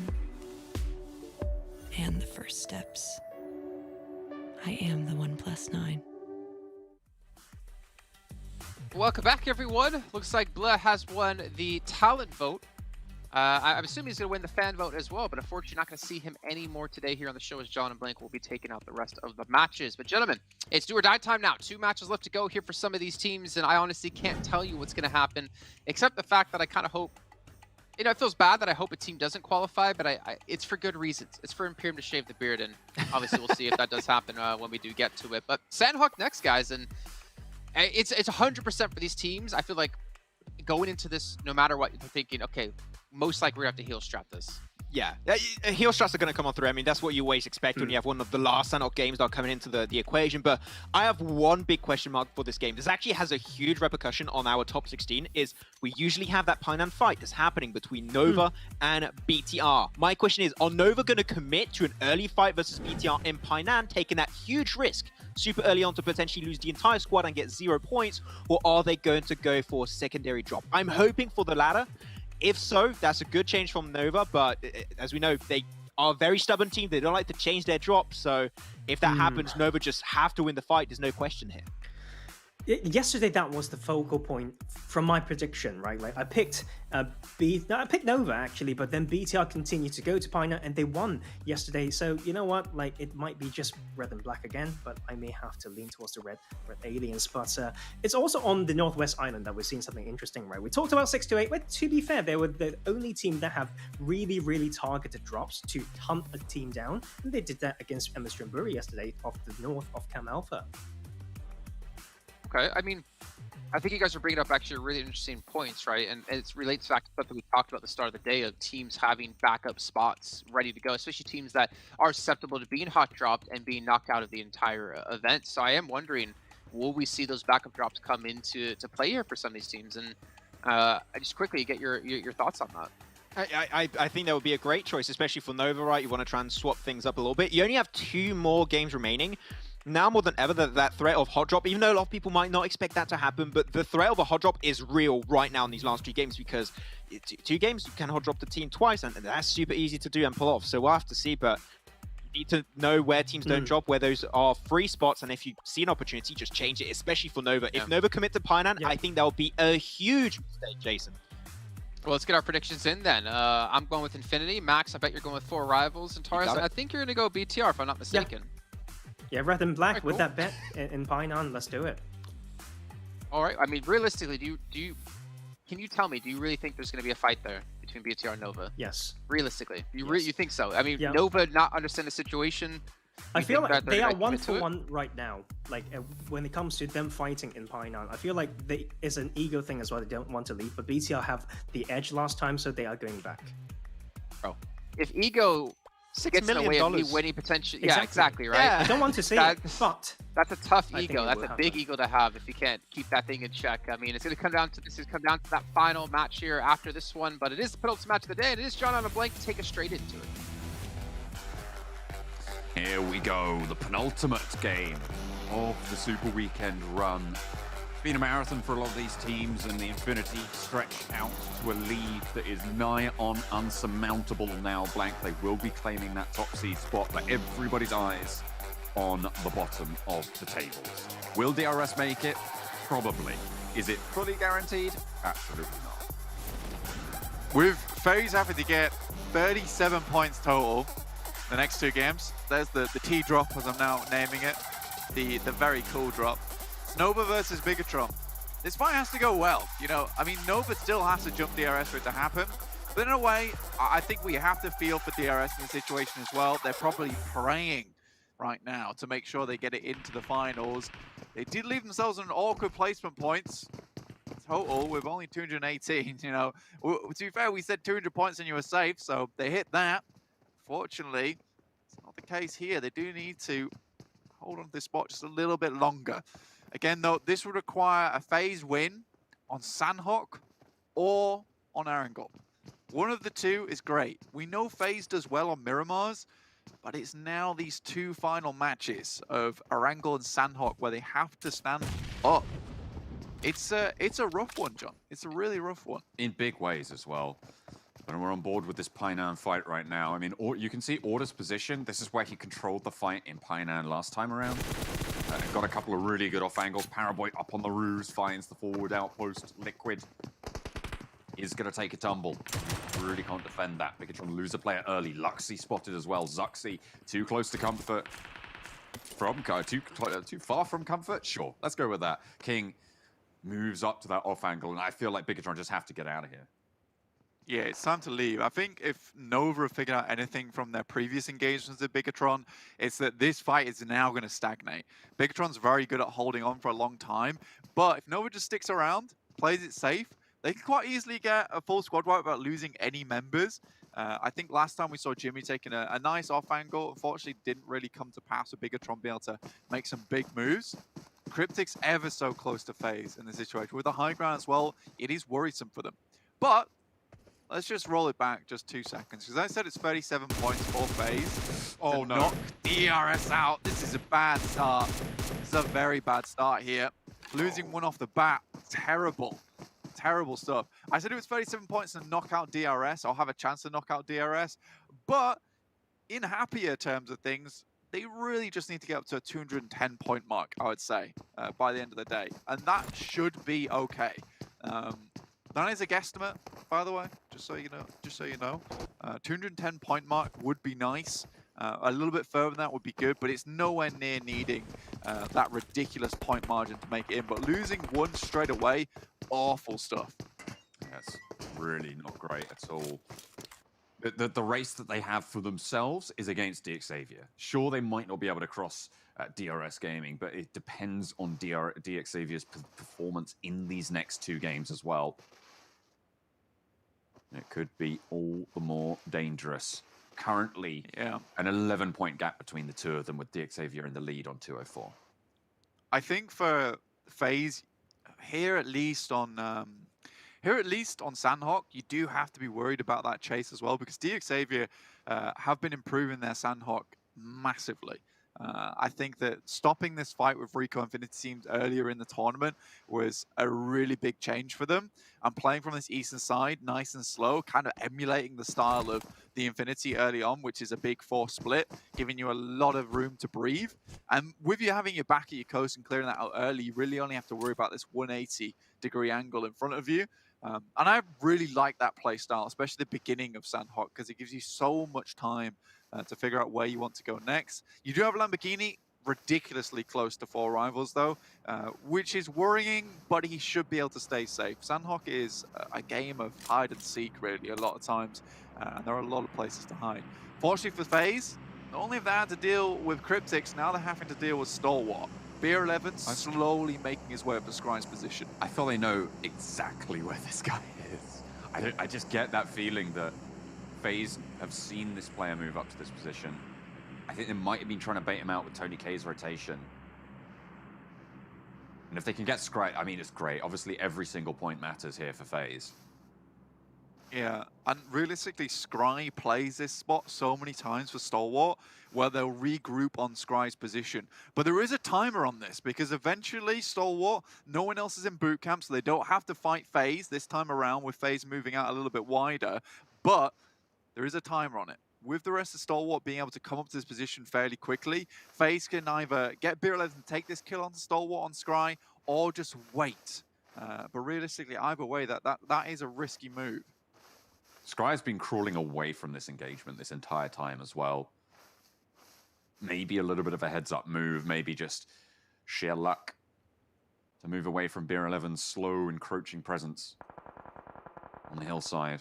And you can see FaZe, they just don't want to put a single foot wrong. They've already lost MR5. It really is the quiet before the storm for them. You do have to play it safe. And like I said, the alarm bells are going to be ringing when BR11 starts to hear the rest of the players coming up. Rico Infinity team spotted a couple of players from Cryptics. If they can take them out early, it will make FaZe's position a little bit more safe. But I think Cryptics has got such a strong position on this ridge line. There's so many rocks to play around there, it's difficult. Scry has moved up now, and FaZe, at least BR11 will have heard that, and we'll hear the rest of the teams coming up. And this is the timer that I was talking about. Now, BR11 is in dire straits and has to play this snake play perfectly. Didn't have a backpack on as well, so he doesn't have too much in the back pocket to be getting on with. Back to I think he managed to move back to his cache. Only 1 first aid, though. Wonder if he has any nades. Pika spotted on this hillside. Fairly actually spread for Stalwart right now. This is a really good play from BR11, honestly. Getting up in this position nice and early and waiting for the rest of the team to come up here, let their guard down, is good. Issue is the rest of the team from FaZe is not in any position to support him. Nova, once again, like I said, this fight was always going to stagnate. It's happened so many times, and they just play it safe. Zuxi just around the corner with the DBS. Has that first kill coming through from BR11.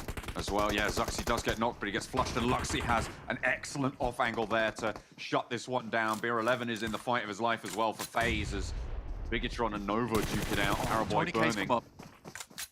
Nova on the fight with FaZe. Tony K to back up the rest of the team as well. Excellent regroup from FaZe and Stalwart might just leave this position, not wanting to get in any more trouble than they've already caused. Nova, they lose a player, but they've traded. I think Bigatron is good at making this fight hard for Nova. They haven't quite won it just yet. I think the off angles they take with interesting positions around Painan are really cool. Just set Nova back just a little bit, down to just 2 players. The ability to get Zuxi back upon his feet. Order has to move fast now. There's a lot of feet hitting the ground. Luxy moves up, can't quite find the position, throws a smoke out just to distract for a short moment. Order pushing in on the top floor, moves to the stairwell, now can start to play around it. Zuxi bleeding out this whole time. Luxy jiggling. Antsy on the ground floor here. Pushes in. Order goes in for the spray, but Luxy, he just doesn't want any part of it. I think rightly so, but out the window, takes some damage, and that could prove to be a deciding factor. Swaps the weapon into the barrel, and Luxy falls. Not a lick of damage over onto Order either. Now it's just Ryzen. It's a good fight from Nova, but will it secure them really any more points this game? I don't think so. Still getting 4 total eliminations at the beginning of the game is good. It'll see you slowly rising up those rankings, which is really all you need to do is just those consistent points. And if they're confident to win this fight in Painan, that's fair enough. That is actually fair enough. And go for a heal straight after this, try again to at least the top 7. It's a good plan. Certainly is. Certainly a viable plan. Circle, centers, again, kind of onto FaZe's position. Right in the middle, one of our teams that we're really looking out for. If they can pop off here, that's something that we really need to be keeping an eye on here. DXavier, the team that they're chasing right now, out on the outskirts on the east. And naturally, you're going to have to push through their nemesis, Rico Infinity team and Paradise Resort. Enigma Galaxy, they just get backed off this Painan fight. They're like, well, hang on a minute. We're busy fighting in Painan. Order, though, gets shot down by Ralph. And Ace can come through. He probably knows that King's there as well, but the nade bounces just off the eaves there. Unfortunate for Randa bounce. Again, that's a good move from Order. Nasty nade comes through. Does get him back up again. Will immediately have to move in the house. Good pre-fire comes through from King, but moves the wrong way, I would say. Doesn't get back into the house. The reposition comes through from the rest of the Galaxy. Ryzen, if he stays alive here, they might not think that there's another team left standing. Order trying to stay alive. Lord moves close, but he spots the backpack. That's going to be it for Nova. And Ryzen now in for the fight. Spots one, gets the spray. Last player for Bigatron. Gets more, but not quite getting the knock onto Ralph. A nade being cooked. And a good reposition from Ryzen to move away from danger there. Knows that they're just going to post those through to his position. Back in the mix for the team, Ryzen. Probably one of the world-renowned players. Honestly, so good in his prime. Fallen off just slightly. 6-8 versus Deadeye's guys, and their tournament life is slowly slipping away. I would practically count them out after this game if they all go down here. It's very unlikely that they can get much further.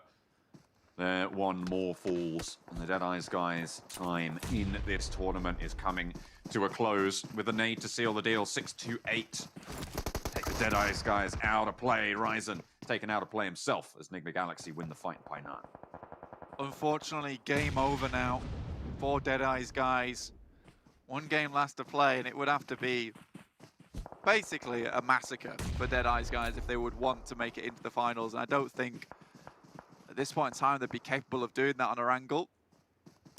Cryptic's still going strong. I was going to say, as well as having to have a great game, they need DXavier and FaZe to have really bad games as well. And unfortunately on Erangel, they drop on opposite sides of the map, right? You've got South George and you've got over towards Lipovka. So it's almost impossible to hot drop and have a chance at a victory there in a big way.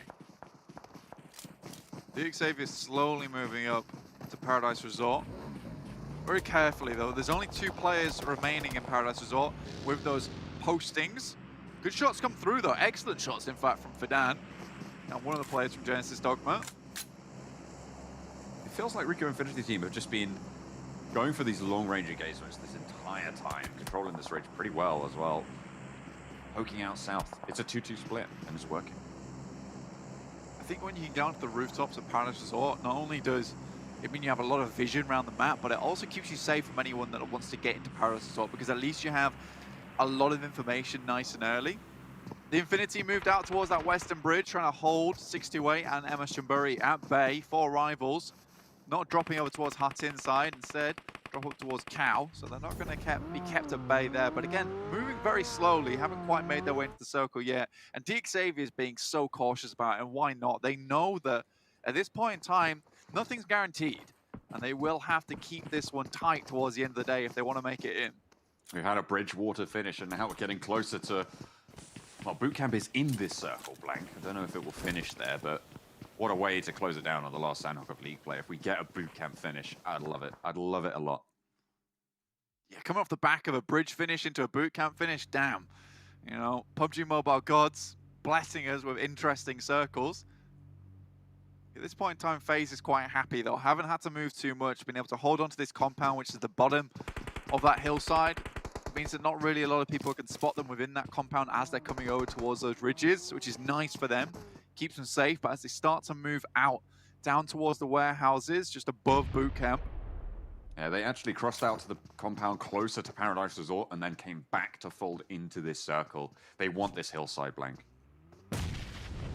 It would make sense. I mean, with the amount of rocks that are around that area, the amount of brushes that you can play in, it gives you a lot of safety as a 3-man team, because you can play like a tiny little split, which gives you advantage over any team that's trying to crest onto this position, gives you that chance of surprise.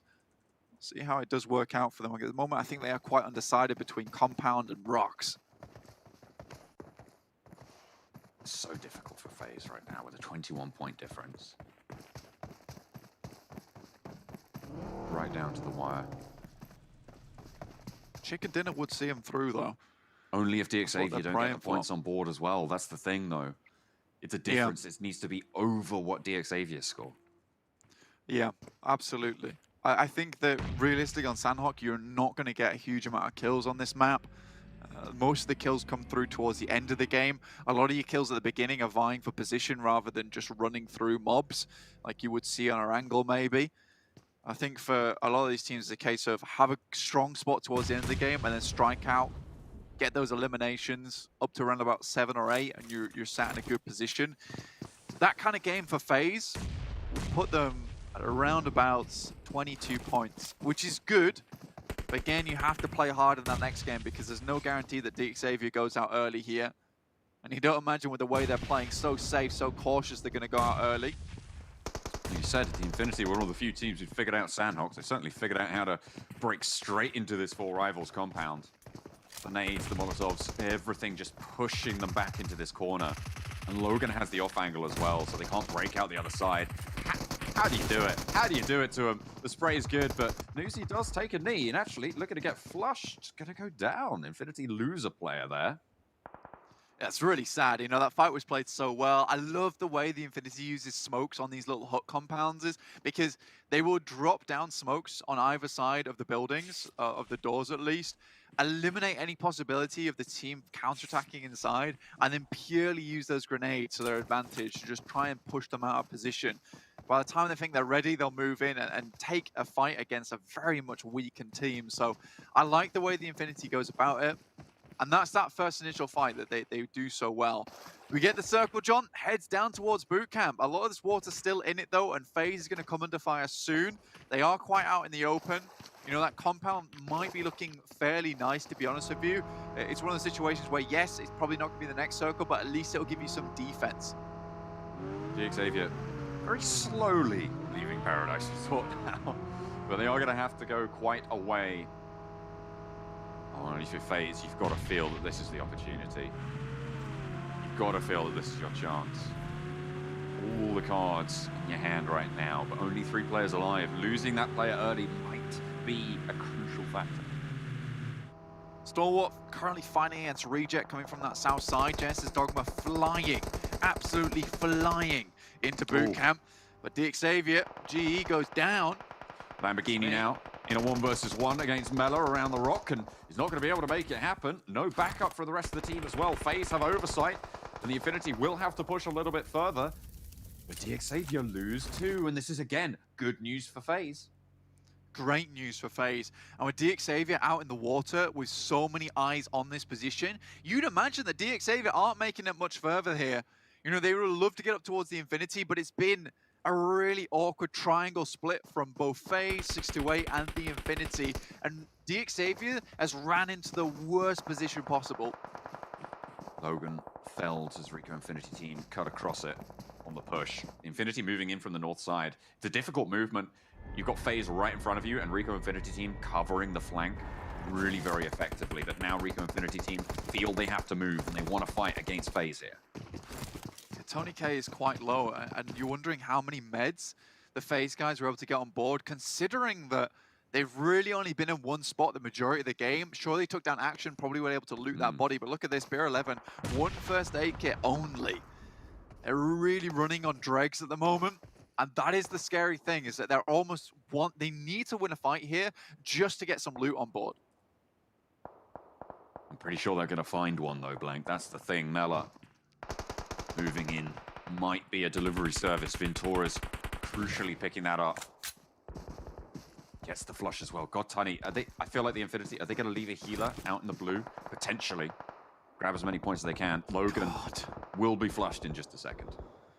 Really, really grim circle to be playing here, right on the coastal side. 628 have much of the ground covered. MS Chumbury coming down from the southwest. Fairly safe position, actually, but FaZe now has to push through. Rico Infinity team at their back. It becomes difficult. DXavier can also play problems here as they get up towards that coastal side, towards the cliff, start climbing. Goodness me, it's a stressful time. Reject getting bombed out in the boot camp. Genesis Dogma and Stalwart both having to leave. Nick Galaxy in the mix as well. And all this time there's more water, and Blank DXavier, they're swimming. Venturas gets knocked by 628. And this is the problem, they had to hold their own versus this team. Sunam moving up, nades in hand, and with these rocky outcrops, these nades fall into awful positions for you. That's a beautiful nade over the top, bounces off the top of the rock, and will explode above Sunan's head like a light bulb. Gives them a little opening. Rico Infinity team, though, they're storming the back and looking to put the nail in the coffin for FaZe. That's a beautiful nade onto Beer 11. Stands up, the cop find the spray. FaZe eliminated with only one chance now to get back in. And DXavier outlast them, Blank. The more they survive, the harder it's going to be for FaZe moving forwards. And they're in a position to snake this one in the entire time. Nigma Galaxy taking down Stalwart. Just 2 points off the back of this game for FaZe. Goodness me, I think DRS are staying in this one, but FaZe still have a chance in hand. But it is a slim chance at that.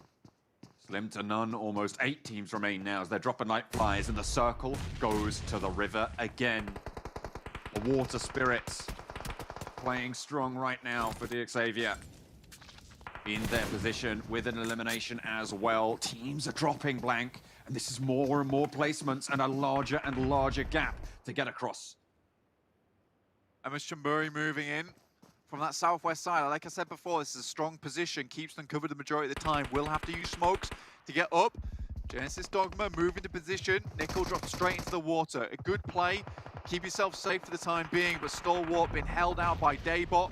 Moving around the side, very low on HP, no first aids available. Oh, Daybot nearly makes that cross. I thought he made it. No, gets shut down, gets sat down there. Booms, though, still in the mix. 33Z repositions. You can just burn this one out. I don't think he'll know that it's coming before it does. And actually, caught in a heal animation as well. 33Z trapped now. Booms wants to seal the deal. Genesis Dogma looking for the triple. 33Z, the obstacle right now. Satar has fallen. 33Z, last player for the team, and Booms falls. The flash goes the way of 628. With Booms getting eliminated, Genesis Dogma lose one of their crucial forward positions. Nickel, though, still in the circle. I said there was only one team that really figured out Sanhok, but I think MS Chumbury does have a shout into that one. But nade comes over the top from Rico Infinity team, and this is what makes this position so awkward, is if you have nades in hand, you have utility, playing on these rocks is so dangerous. Another nade comes from Ponzai. They're just burning away. Ponzai right in the fire. I don't think you're going to get away from that. DG13, they're looking for that res. The smoke bloomed. Rico Infinity team have been brutally efficient in this game, Blank. They've moved across so much ground. They take care of FaZe. They take care of this coastline as well. And everybody is bowing down before them right now. But, John, top 6 and DXavier are still in this one. Nickel needs to be aware that DXavier might move across, but it's unlikely they'd be able to get into a position to shoot him. He's in one of those very little awkward spots where it's basically a pixel standing point. 33Z, he knows where Prestiga is, but looks like they've got the idea as well. 6 teams remain. 8 eliminations already for 628. With MS Chonburi going pretty low, 628 will fall. The top 5 now for DXavier. This is brilliant news for them in their hopes to stay on up. And in fact, it might see them to be jumping up over Nova if they're lucky, who went down very, very early into this game, Blank. The differential might not be there, so the chase might be no longer between these two teams. Nova now at risk. And I think with DXavier holding on for so long, you know, it's happy days. It was a beginning situation which was so dire for DXavier, but they've managed to make this into a gift by dropping down into the water. Frankie should have heals on board, but this fight still rages on between MS Chonburi as well as the Rico Infinity team. I believe there is another healer out somewhere. I'm not exactly sure where, because we do have 5 teams. It's Nigma Galaxy, wherever they are. Of course it's Nigma Galaxy. You, Ralph, you scoundrel. Finally goes down. 4 teams now remaining in the mix of it. There's MS Chonburi getting cacophonies of bullets sent their way. NC2 falls, and now it's down to 3. 10 points guaranteed from placements to DXavier, as well as getting that elimination. Frankie will be spotted around this coastline, but will not be able to heal in the water. I would dive if I'm Frankie, because honestly, if Rico Infinity... Oh, I don't think he knows. He knows. Oh, he's been shot down as Rico Infinity team descends. And 3rd place for DXavier. It's great for them. Now Nickel, actually, with 2 players in the water, might be able to find a couple more points now. Does he have a nade? Can he pop it up over the top? SK Ton knows exactly where he is. Anas is down, but Prestigia is there. And I feel like there's not a lot you can do. Okay, SK, he just rises from the water. Rico Infinity team, and they deserved that win. They fought hard. They played it perfectly. But the story on everyone's minds, and certainly my mind right now, Blank, is DXavier's points in that last game. It is so close going into this final game. I think that if you are FaZe, you are absolutely demoralized going into Erangel. Rough times ahead. I think the more sad thing about it is if FaZe was in the circle where it ended, they're in a great position to make it happen. But regardless, no. They go down early. Rico Infinity team at their backs just caused them so many problems, and they got crunched between. I think for FaZe, you know, having that strong spot at the beginning actually was their downfall. It was crazy though. I actually thought the Genesis Dogma might get the triple on the cards there, considering that everyone else on Rico Infinity team was low. So you might have been able to heal up in those final circles and just get the win that way. But SK Ton, you know, creeps up like a water beast from the depth and stabs him in the back. Yeah, I don't think he was expecting another player to be down there. But you're right, it did look a little bit dicey. I mean, if he'd have had a nade, he could have just popped it up the top and maybe been able to do something. But either way, great result for Genesis Dogma. Even better for Rico Infinity team. Both of these 2 teams were safe though, Flag. So DXavier coming in 3rd. Nets themselves, I think, 11 points. I think they had 1 elim in that last game. So they should be fairly close to what Nova were able to achieve after that fight over in Painan, getting wiped out by Nigma Galaxy on the approach. Yeah, it's huge news for DXavier. Now, I've had a cheeky look at the standings, John. I'm not going to talk about them though, because actually it's quite interesting. I'll leave that to the desk. But it's close. I'll put it that way. It's very, very close. I'm excited. I'm excited. Blank, you know what numbers do to me. I do, yeah. I'm so ready. I'm so ready. Catnip for a cat. We were talking about where the bubble was going to be for so long, and we were saying, 150 to 190. That was my sort of estimate. I think Imperium had an estimate of 180 plus or minus 10. That was sort of his, You're all wrong. His ballpark. This is a statistically anomalous result. This is number defying right now to be on the bubble at such a high points total. We have not seen this in any tournament of this format. This Super Weekend format has not had this high of a bubble ever. So we've got one game left to play. Let's head back over to the desk. Records are made to be broken, it seems, or at least statistical predictions, as we see here. It's coming down to the final match, and well, Nova fighting against BTR early, guys. Obviously, we could talk a lot about Reek Infinity Team taking a victory here with 27 points, but we really have to keep our attention to what happened with Nova and BTR there. Yeah, Nova decided to commit, BTR decided to also commit, and they got 3 limbs. It was looking good for Nova until Nigma Galaxy decided to third party. And I don't know what you think, Tarzan. I think that was intentional for them. I agree. If you could try and get rid of them, just third party the fight when it ends. Like, that's the perfect time to go for it. Here's the thing. I know Nigma Galaxy always have a shot stop, maybe close to Painan on their rotation, but usually that rotation happens around 5-6 minutes later. So I think it's intentional that they want to have a look at Painan to see whether they can pick up scraps, and they did. What's so confusing is why, like, I think we talked about it a little bit, but like, why is Nova being so stubborn here? They're putting themselves now in a position where they might not qualify. Yeah. Like that's the state of where they're at. They might not defend their title anymore, have a chance to. I want to see them change their drop on the next game. It's the final chance, and you know that they go for that wide Gatka split. That is the great opportunity for a team to drop as a 4-man and 1 or 2 players individually. Get rid of those players, and then your chances of a chicken dinner or to get top 5 are significantly decreased. So, yeah, I don't want to see more stubbornness coming out from Nova. I've seen enough of that already. We'll have to see. But another team that also is currently fighting to make their spot in the top 16 is FaZe. And you're talking about scraps that we're trying to get picked up by some of the teams here, Tarzan, but they should clear their backside. They got to make sure you get rid of Infinity, get rid of Rick Infinity also. If you don't do so, you're just trying to get scraps moving into the circle, but you're going to get nothing from that.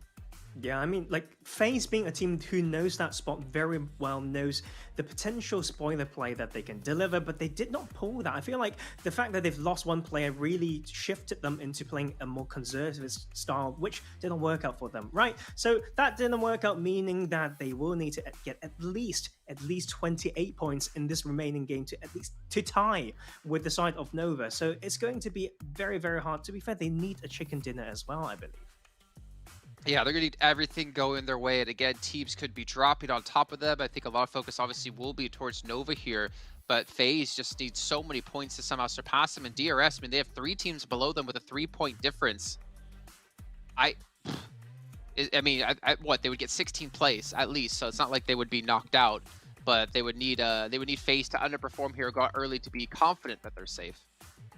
Yeah, they'll be fine. I think that DRS, we can agree that they're going to be okay. It's too much also for FaZe to be able to overtake that position. But the big storyline for this final game, of course, is going to be Nova versus FaZe Clan. How is that whole interaction going to go down? We keep talking about hot drops. We had some of that, even though it's a hot drop that's been happening a lot between BTR and also Nova in Painan. Yeah, if you're one of the top teams that you see Nova as a threat, and clearly you should see Nova as a huge threat going into the tournament. They're currently still the reigning champions from last year's PMGC. You could end their story short now. Yeah. I think what's scary to me is, that you guys haven't, if you haven't been paying attention, haven't been watching to get the treasure box unlocked. That's a little bit scary because there's so many cool items for you to get permanently unlocked in your account. You can see all you have to do is just follow and be watching on the Esports Center and here on YouTube. You can even click the rewards button below the stream on YouTube for some extra points, and you can work towards unlocking some, well, not only 1, but towards 2 permanent items, which starts off on the 22nd till the 13th of January. So a lot of items to win, but also on the note, going back to FaZe, imagine that they realize, okay, well, we have to keep Nova low on points, so maybe we hot drop them. But maybe they drop onto where Nova are going to go, and then other teams wanted to drop onto where Nova are going to be, and FaZe can find themselves in a position where there's teams dropping on top of them that originally were going for Nova. Obviously, it's a stretch, but it is kind of players to think that FaZe, I mean, I don't think they would do it anyways. What's the point in trying to hot drop a team right now when you just need to focus on getting eliminations and getting a chicken dinner? And it's very difficult to take down Nova in recent times, but we're going to find out, and this is really rough. 17 eliminations and a chicken dinner for FaZe is what's Blank's saying. That's like almost tying the highest amount of points you've gotten from a single match as well. Yeah, I think it's what we had 2 games was 18 eliminations, so you're gonna have to almost tie for that record. And FaZe have the composition that they can make that happen, right? But we just have not seen them play at the standard that we expected from FaZe going into this tournament. So they're gonna need a big change of playstyle this game. They're just gonna have to be super confident, take fight after fight after fight, and clear out every single squad they see in their scopes. Like it's tough. It is possible, but for that to also happen, Nova need to have almost 0 points really. So you need the stars to align perfectly. Well, we'll see if those stars do align. We have to head to a break here. When we come back, we will be heading to our final match here in our Super Weekend. See you soon.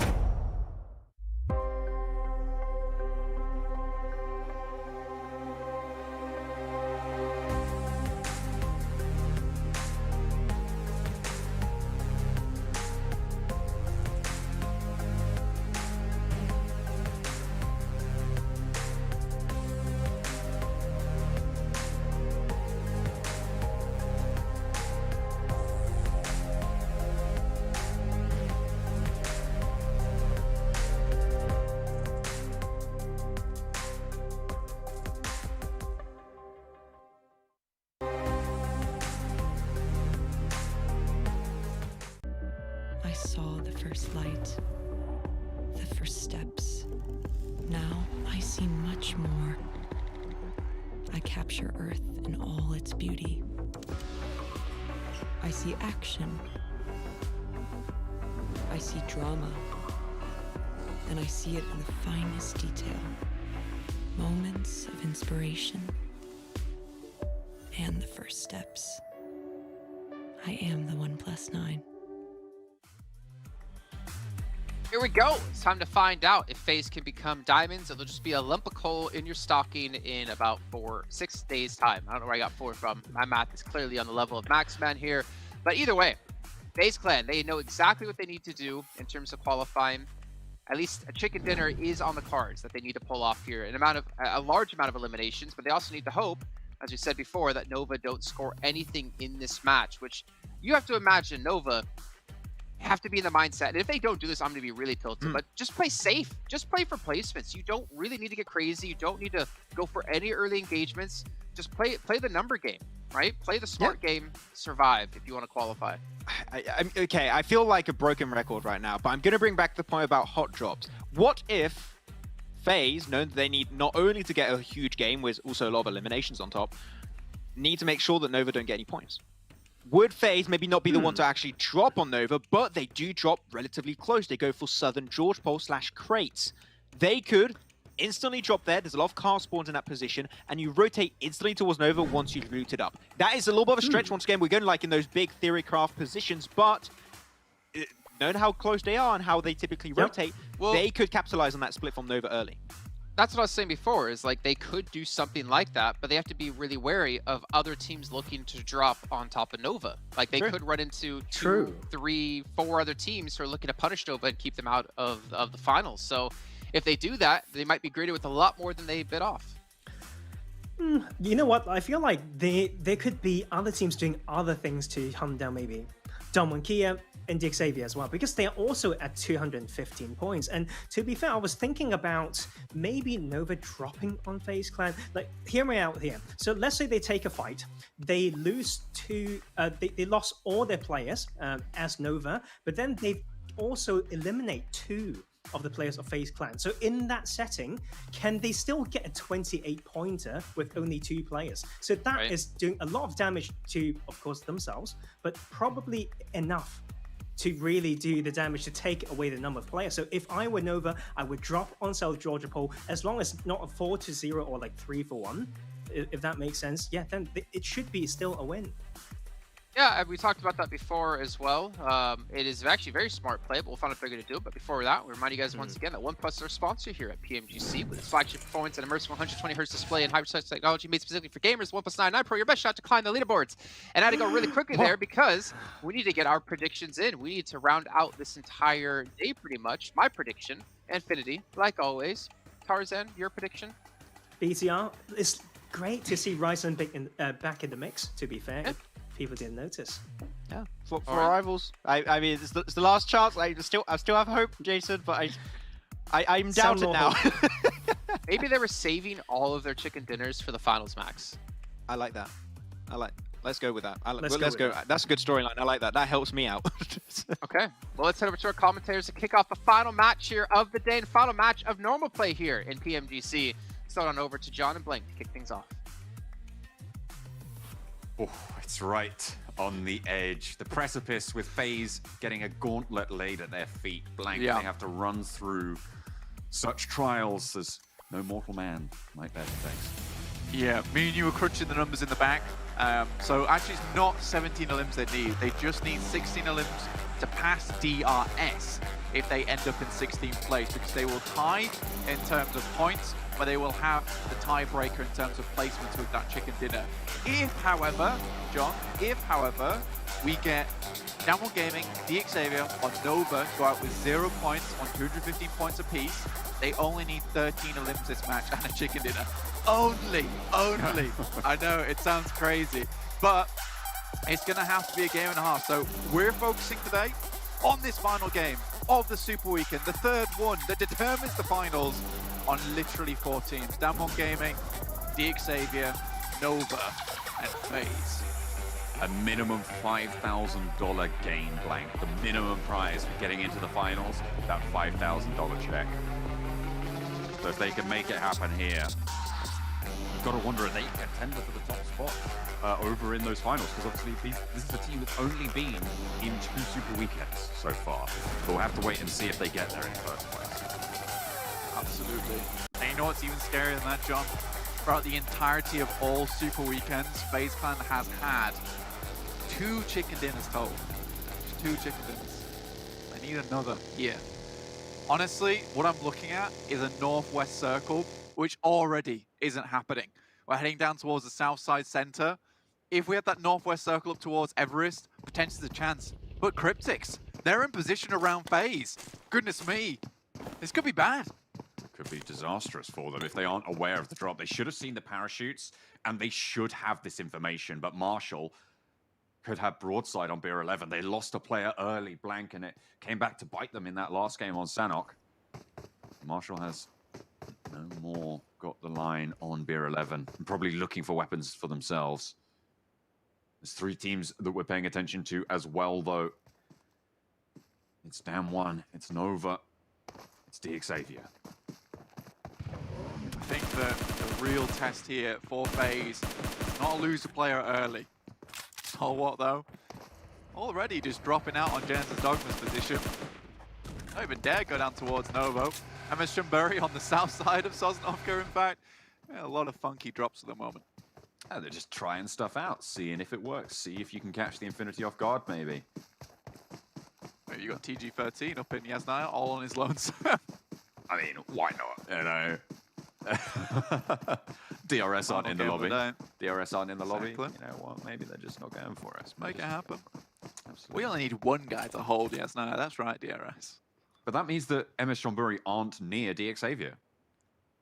No, that's what I was saying earlier before this game actually started, is that DXavier don't really have anyone to challenge them.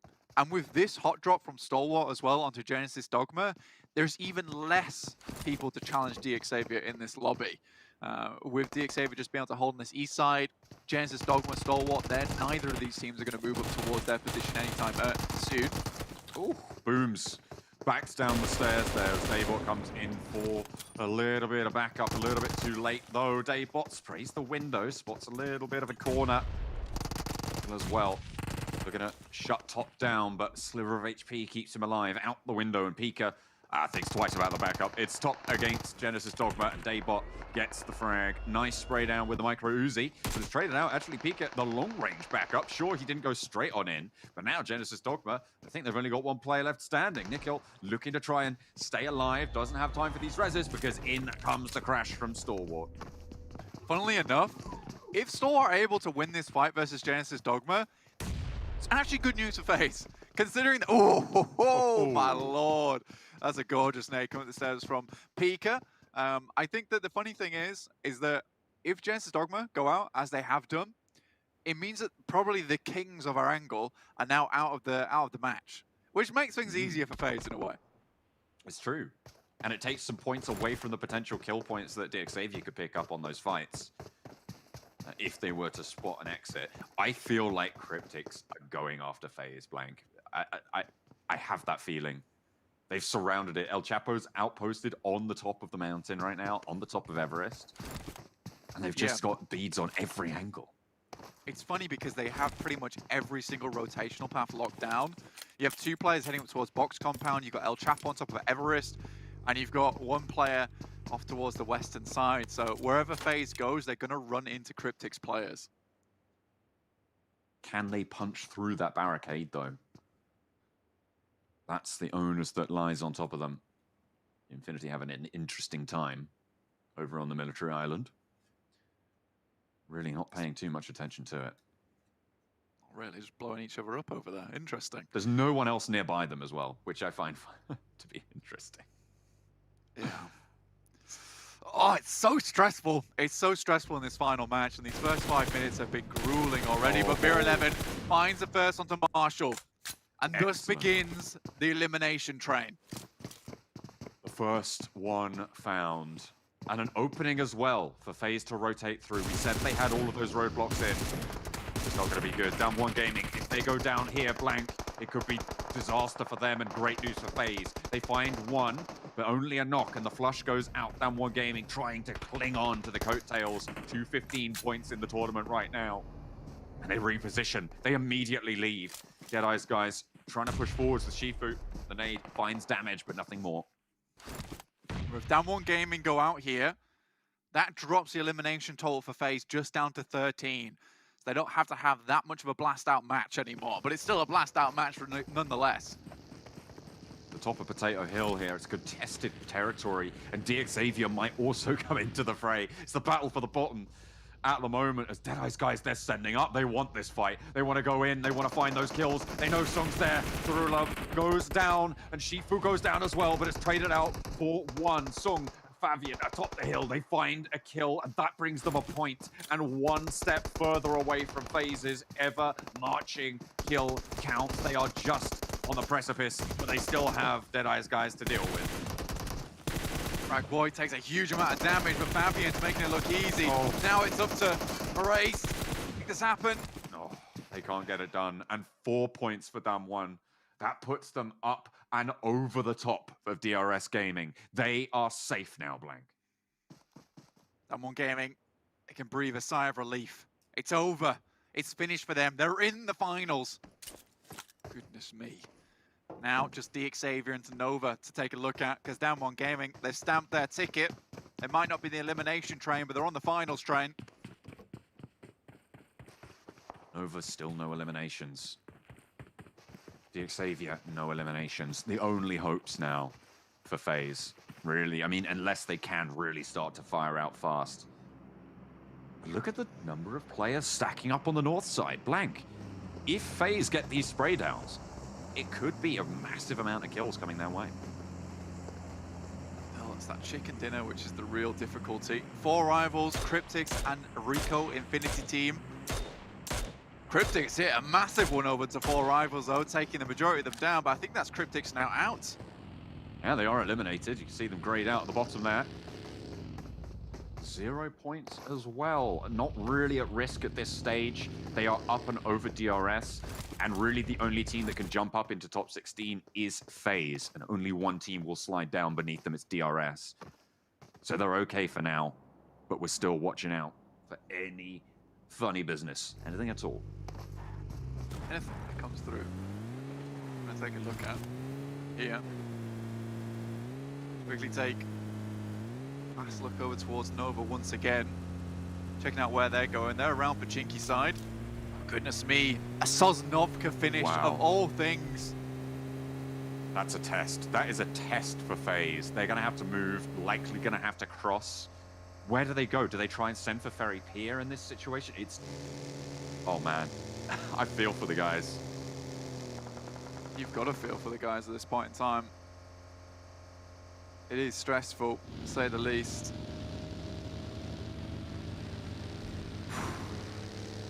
Could be DXavier. It could be DXavier going down as well on these crossings. You have to think that Nova now coming up to close position with Infinity. They're familiar with this bridge, but going the other way around, unfortunately, they've already crossed.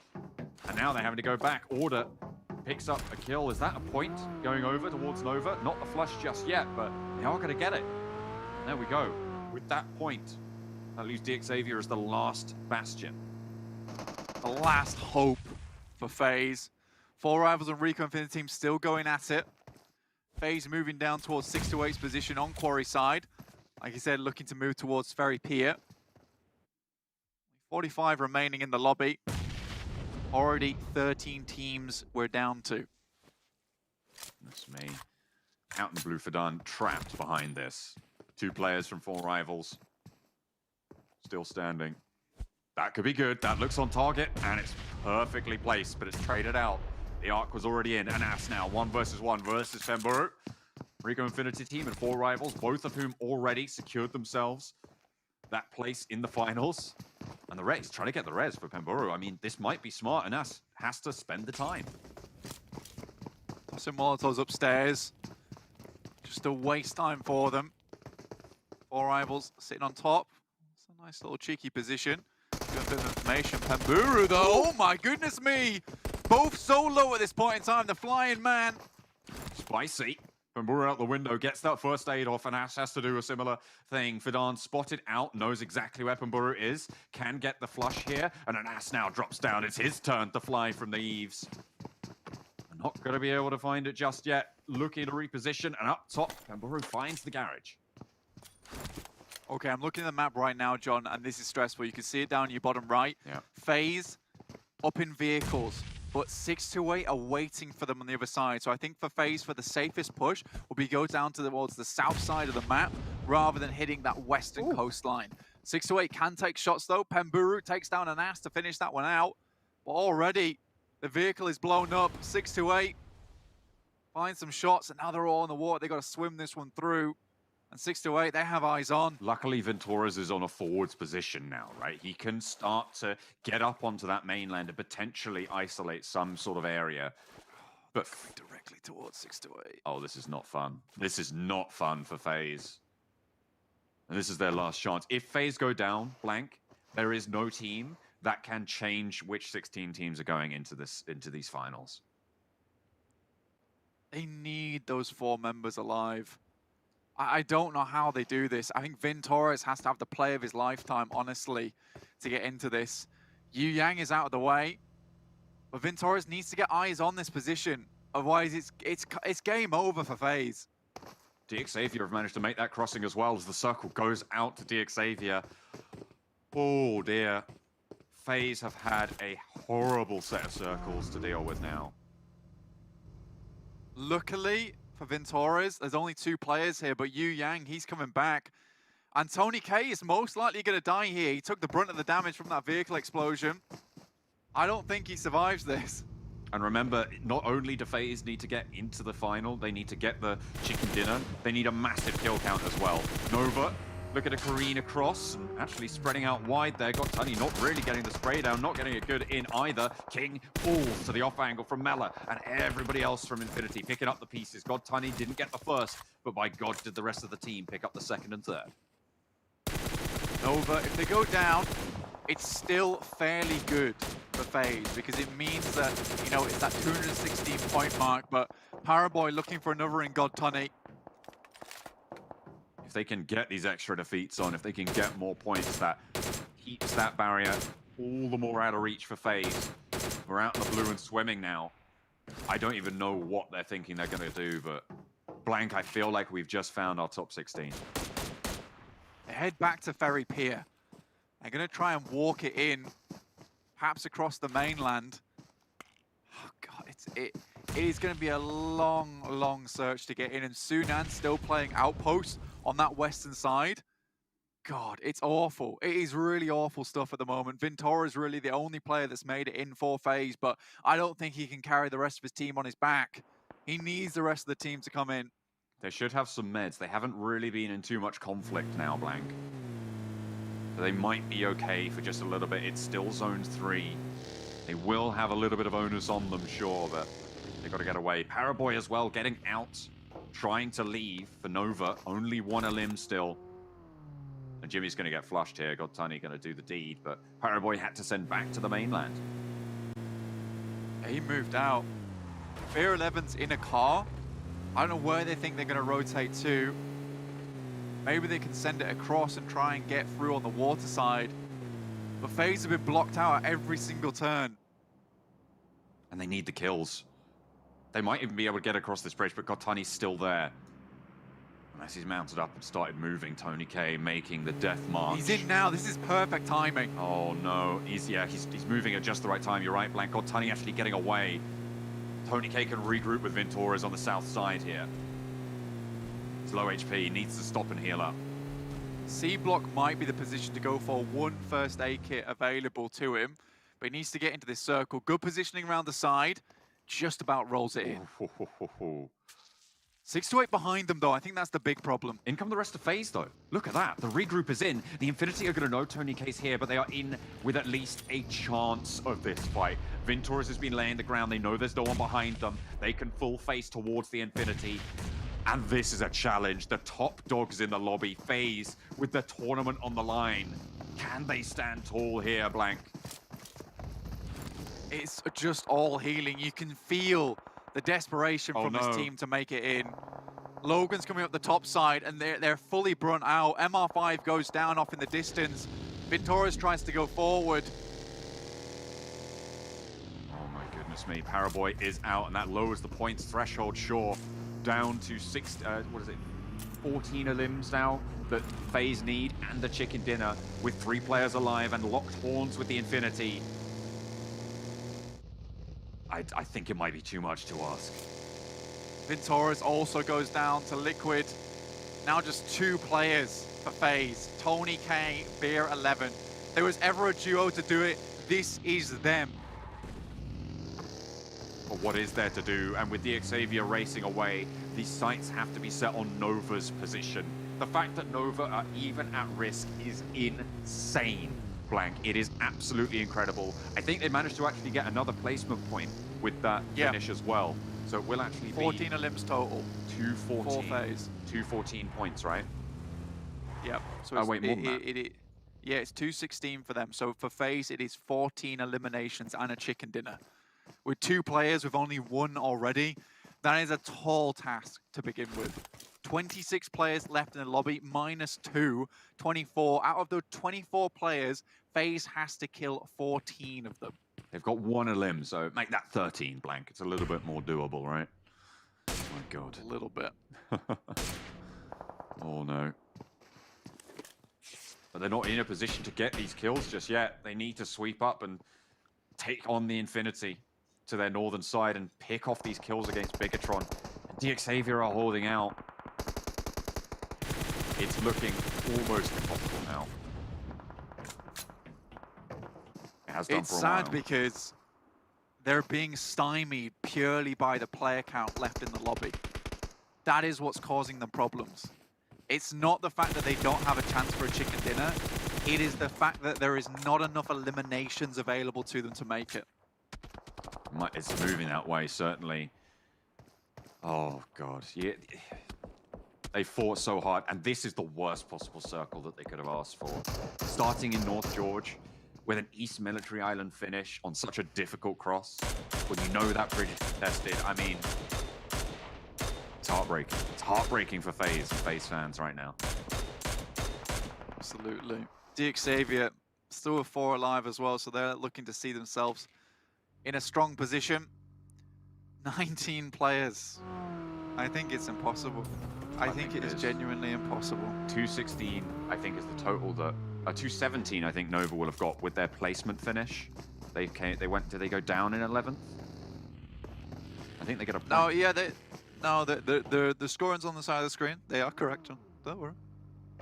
Yeah, but you get a point for finishing, and they had an elimination before that, and you get a point for finishing there. Yes. So they should be 2 points total, right? Which means that they should be up to 217 total. Phase now. Infinity. Give them 2. Go on. Infinity are down to 2. You're never going to find them in a weaker spot. Mela goes down. There's the first. Tony K low, but doesn't get knocked, and that could be crucial. God Tunny moving out, sends to the rock. Tony K backs it up. 12 more to go. 4 phase, but DXavier with 4 players still alive. That is the real mountain to pass. I think that you need teams to clash against one another. But the alive count is just dropping. That's it. I think that's it. It's over. It's done. It's not possible anymore. And FaZe will not be making it through to the finals, despite making it so far here in their last match through probably the most difficult scenario, making it back to Ferry Pier, across the bridge, here and back again for FaZe. Yet it's not enough. Top of the hill. It's a fight, and Tony K gets knocked. Their push turns to ash in their mouths. Spear 11 trying to keep themselves alive, and the thing is, they don't know. They don't know that they're done. And they are going to keep fighting their hearts out. GE. So close for that nade, but with only 2 defeats on the cards. There's not anything left. DXavier got dismantled in the meantime. The Infinity are still going, and there we go. There's the spray. God Tunny.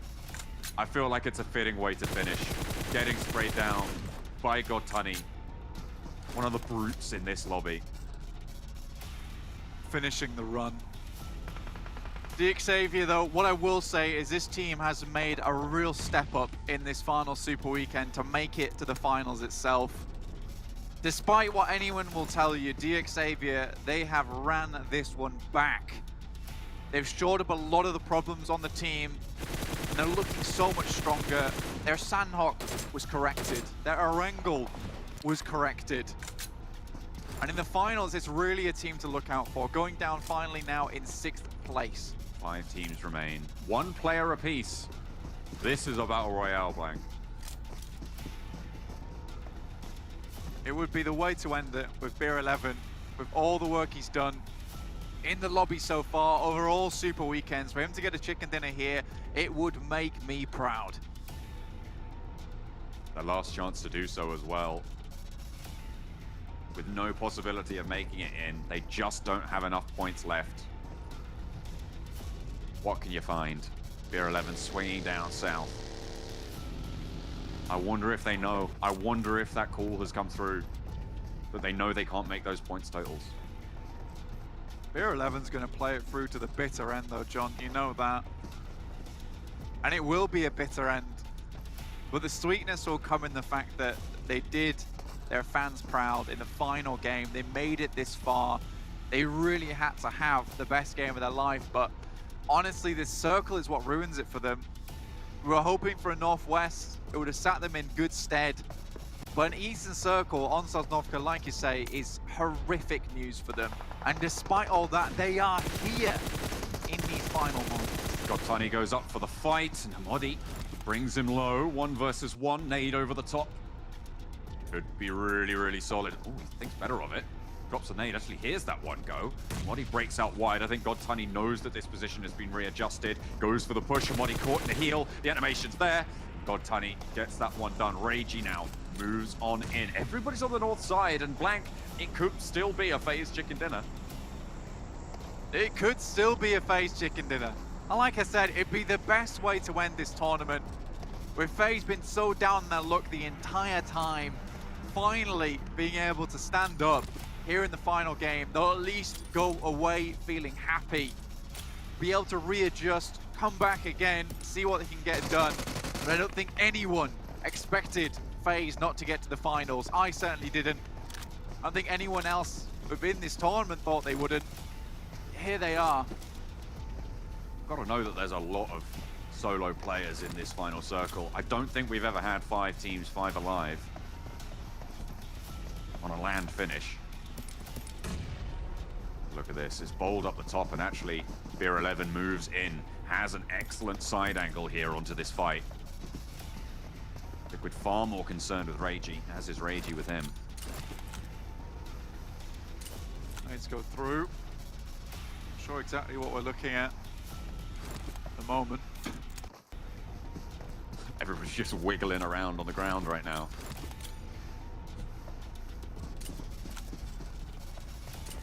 But it's down to the wire. Nades move through. Ragey up and about into action. Liquid for Bigatron. The first to face, but Beer 11 is crawling ever forwards to his inevitable doom. But they're looking to go out in a blaze of glory. The fall in the Phoenix's ash. What a way to go out if they can make it. Ragey breaks out wide. There's the spray. Liquid does go down, and Ragey's low. I think he knows where this position is, and he has the inside track on the circle. Beer 11 for FaZe. This guy has been through it. The ringer has not been kind to them. He breaks out into the open ground. He gets the peak. Ragey hits the deck. They know each other's position, and he gets the spray. Beer 11 wants to seal the deal for FaZe, but they cannot make it. They will fall short, no matter if he lands this spray or not. It might be good for the ego, but it won't be good for the totals. It won't see them safe. There's the Molotov that will force the fight to occur. Ooh, not quite long enough there. The flank, Ragey peeks out and takes Beer 11 low. Sealed away. There's the first aid, and I don't know if Ragey has healing on board. That's the final one for Beer 11. Might have been a nade come out from Ragey there, I'm not sure. DP in hand, scary and accurate, to be honest with you. But Ragey still has to move, and Beer 11 can bide his time. A sad end to a story for Beer, brought into the tournament a little bit too late, in my opinion, considering how good this guy has been for the team.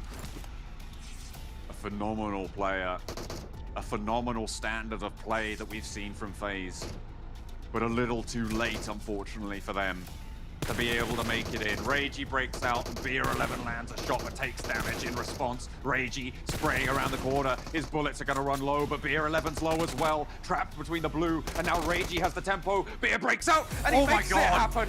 FaZe take the chicken dinner, but it is not enough. They will finish 17th on the precipice of qualifying for those finals with more points than we thought this bubble could ever be. They will fall short, but what a way to finish for FaZe. An unfortunate finish and a story that could have gone so differently.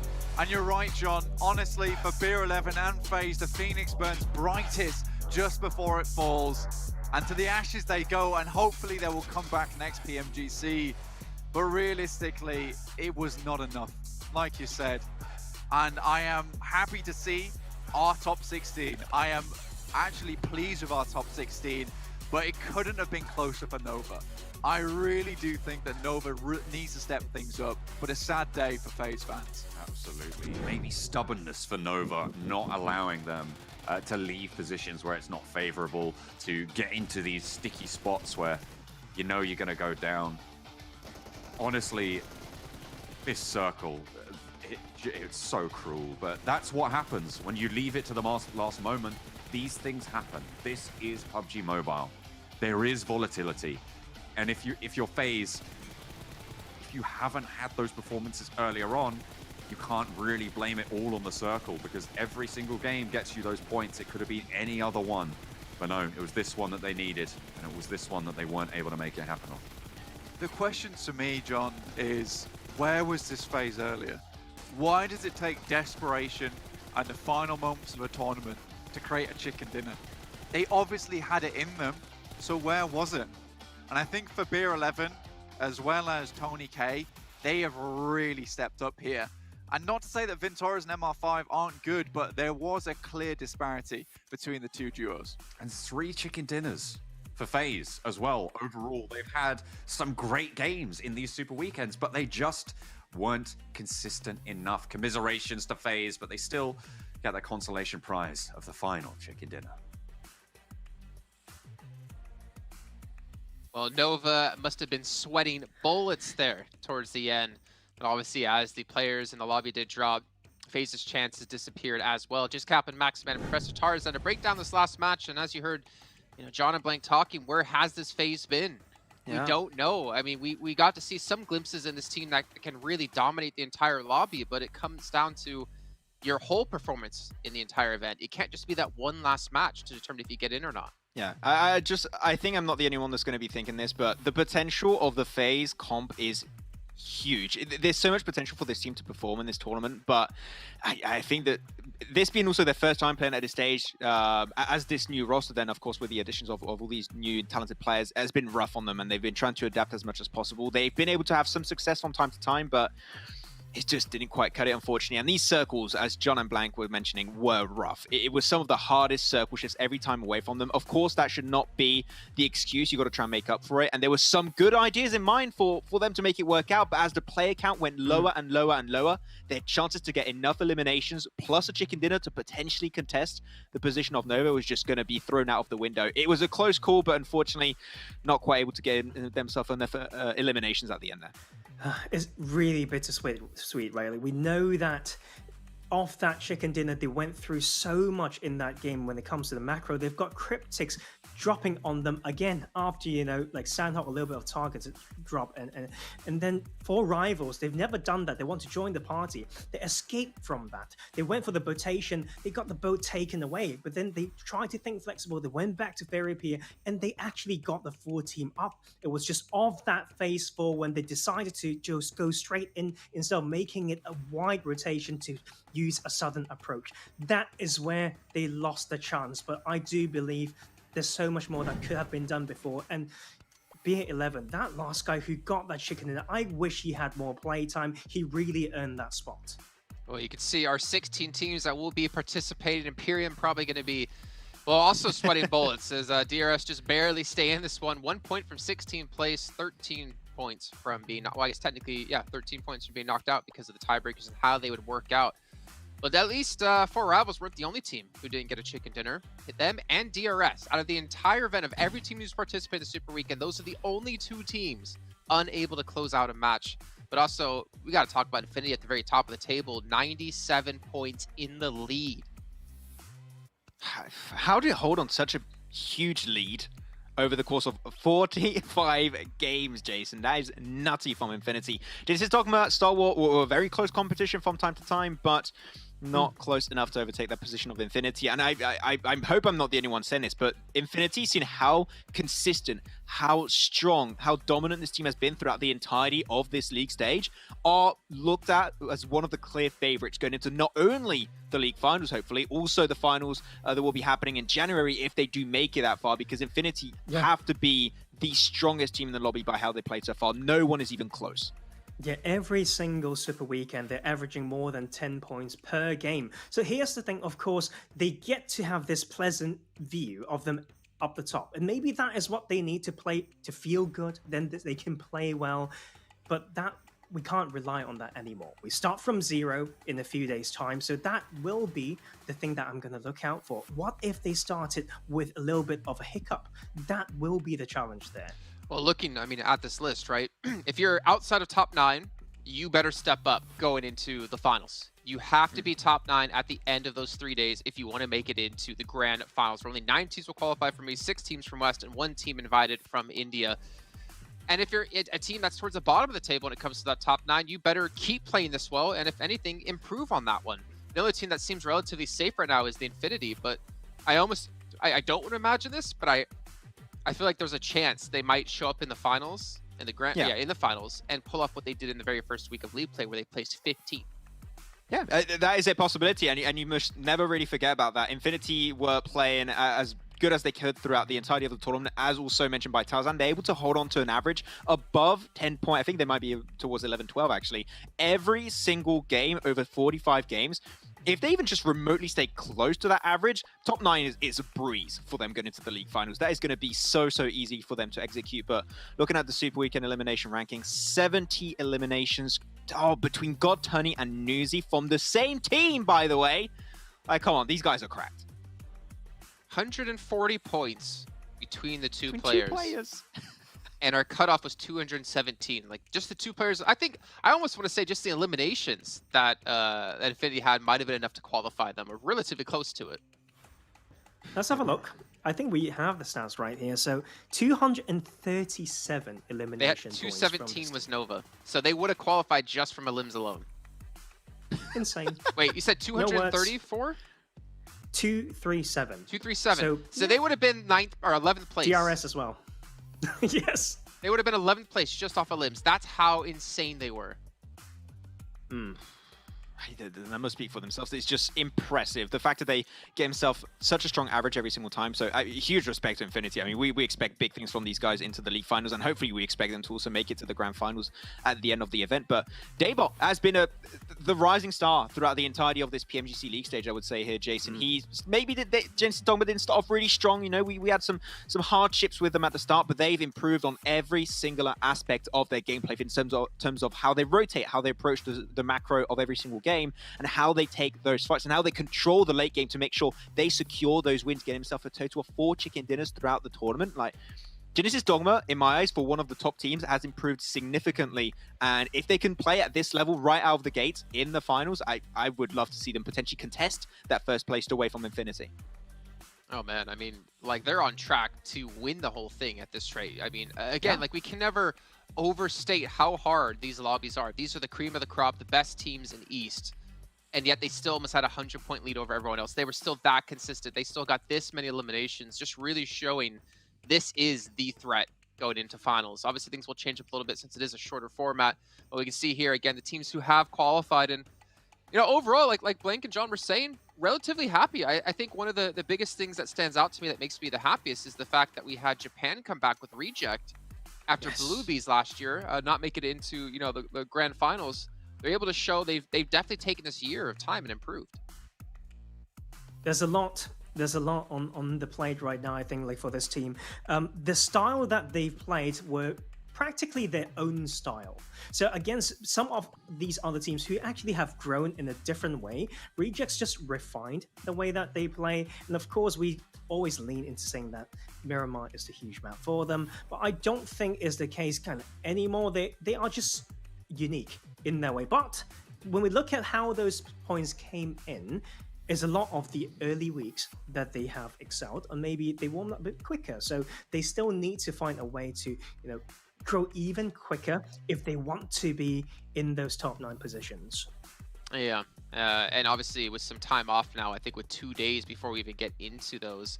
Is it 2 days or technically 3 days? I mean, we come back on the 22nd, for the 22nd, 23rd, and 24th. So 2 days off to really refine anything they possibly can. Now, you guys at home, remember, we still have the treasure boxes happening. This first one will end off in 2 days' time before we get into the finals. So you got to be watching within the Esports Center over on YouTube. You can even click the rewards link or the rewards button under the stream here for some extra points. And then starting the 22nd, when we do get into the finals, we'll be having a second treasure box where you get even more permanent items unlocked for your account, even some special rewards in this one as well. And if this kind of maybe tickled your fancy for being competitive and wanted to give things a go, we have the PMGC community tournament happening with Game TV. It's open to everyone out there. You just got to go register to play, and you get PMGC tokens and even potentially some Google Play cards. So make sure to check that out if you guys want to give it a go. And maybe we'll be seeing you next year at PMGC. Maybe Maxman will be cursing your team, or maybe giving his blessing. Depends on if you follow him or not over on Instagram and Twitter. Is that right, Max? I think that's how it works. Yeah, it's a good way to cancel the curse. RQ didn't do it last year. So that's how it goes. Does Team Secret follow you now? I have to check. I'm not sure, actually. We'll have to be careful. Probably. They'll have to be careful. No, I'm just kidding. Tarzan, why don't you give us a quick little recap before we end things off, before we do send it to, you know, a 2-day break. Any final thoughts? So, yeah, final thoughts would be the preparation that they have to do in these coming few days. Obviously, we've seen some plays that are different today because some of the teams are doing it because they were they've got no pressure, right? They're already qualified. So does that shake things up? Will that mess up the usual style? That is the question to ask. And we still think it's going to be very, very fresh. Of course, the sight of everyone starting from zero will be very new for some of these teams. So we are just coming in with an open mind. Okay. All right, Max. I'm really happy with how this league stage finished. I think a lot of people were saying that there's going to be another Chinese domination, which we are very far away from that. Let's not forget league stage from last PMGC. It was won by 4 Angry Men. This time around, we got Infinity, Genesis, Dogma, Stalwart doing really good. So I'm happy to see some top teams dominating the league stage. But the Nova prank's got to end, man. From the World Champions, we expect better than qualifying barely in 16th position. So I want to see Nova ready to go in the league finals here. Yeah, and even looking over into West, I mean, after this show, they'll be kicking off their final day of Super Weekend as well. And, you know, looking down the list here, you do have a 4-point difference between 16th and 17th place. Mad Bulls, team we got to cover, Max, recently, like, kind of at the bottom of the table, but there is a chance. Eastern Star is down there as well. X-Set, unfortunately, they qualified in the last Super Weekend, but there's no chance for them to make it. We'll be interested to see who's going to come out on top. They do currently have a lead of 6 points between Rise Esports and Alpha 7. Not quite like the domination we're seeing out of Infinity, but you know what? They got time, and they'll have time to see if they can do so in the Grand Finals kicking off in January. But ladies and gentlemen, thank you again so much for tuning in. Remember, 2-day hiatus. We'll be back on the 22nd to kick off our finals here at PMGC 2021 East League, and we'll see you guys then. Tells our story of survival. The challenge will never be over. This is the race, it's not the end. Can't see what's written tomorrow. Some call it fate, but one thing I know, this time I will be in control. I'm caught in the fray, but we'll survive the battle. One for glory. All our brothers and now still a fire. We're conquerors, never back down. The battle tells our story of survival. The challenge will never be over. This is the race, it's not the end yet. You've got to believe you can win. The world, it won't give you the time. It's now or never. We pick our arms for the battle. It's time to hunt, and one thing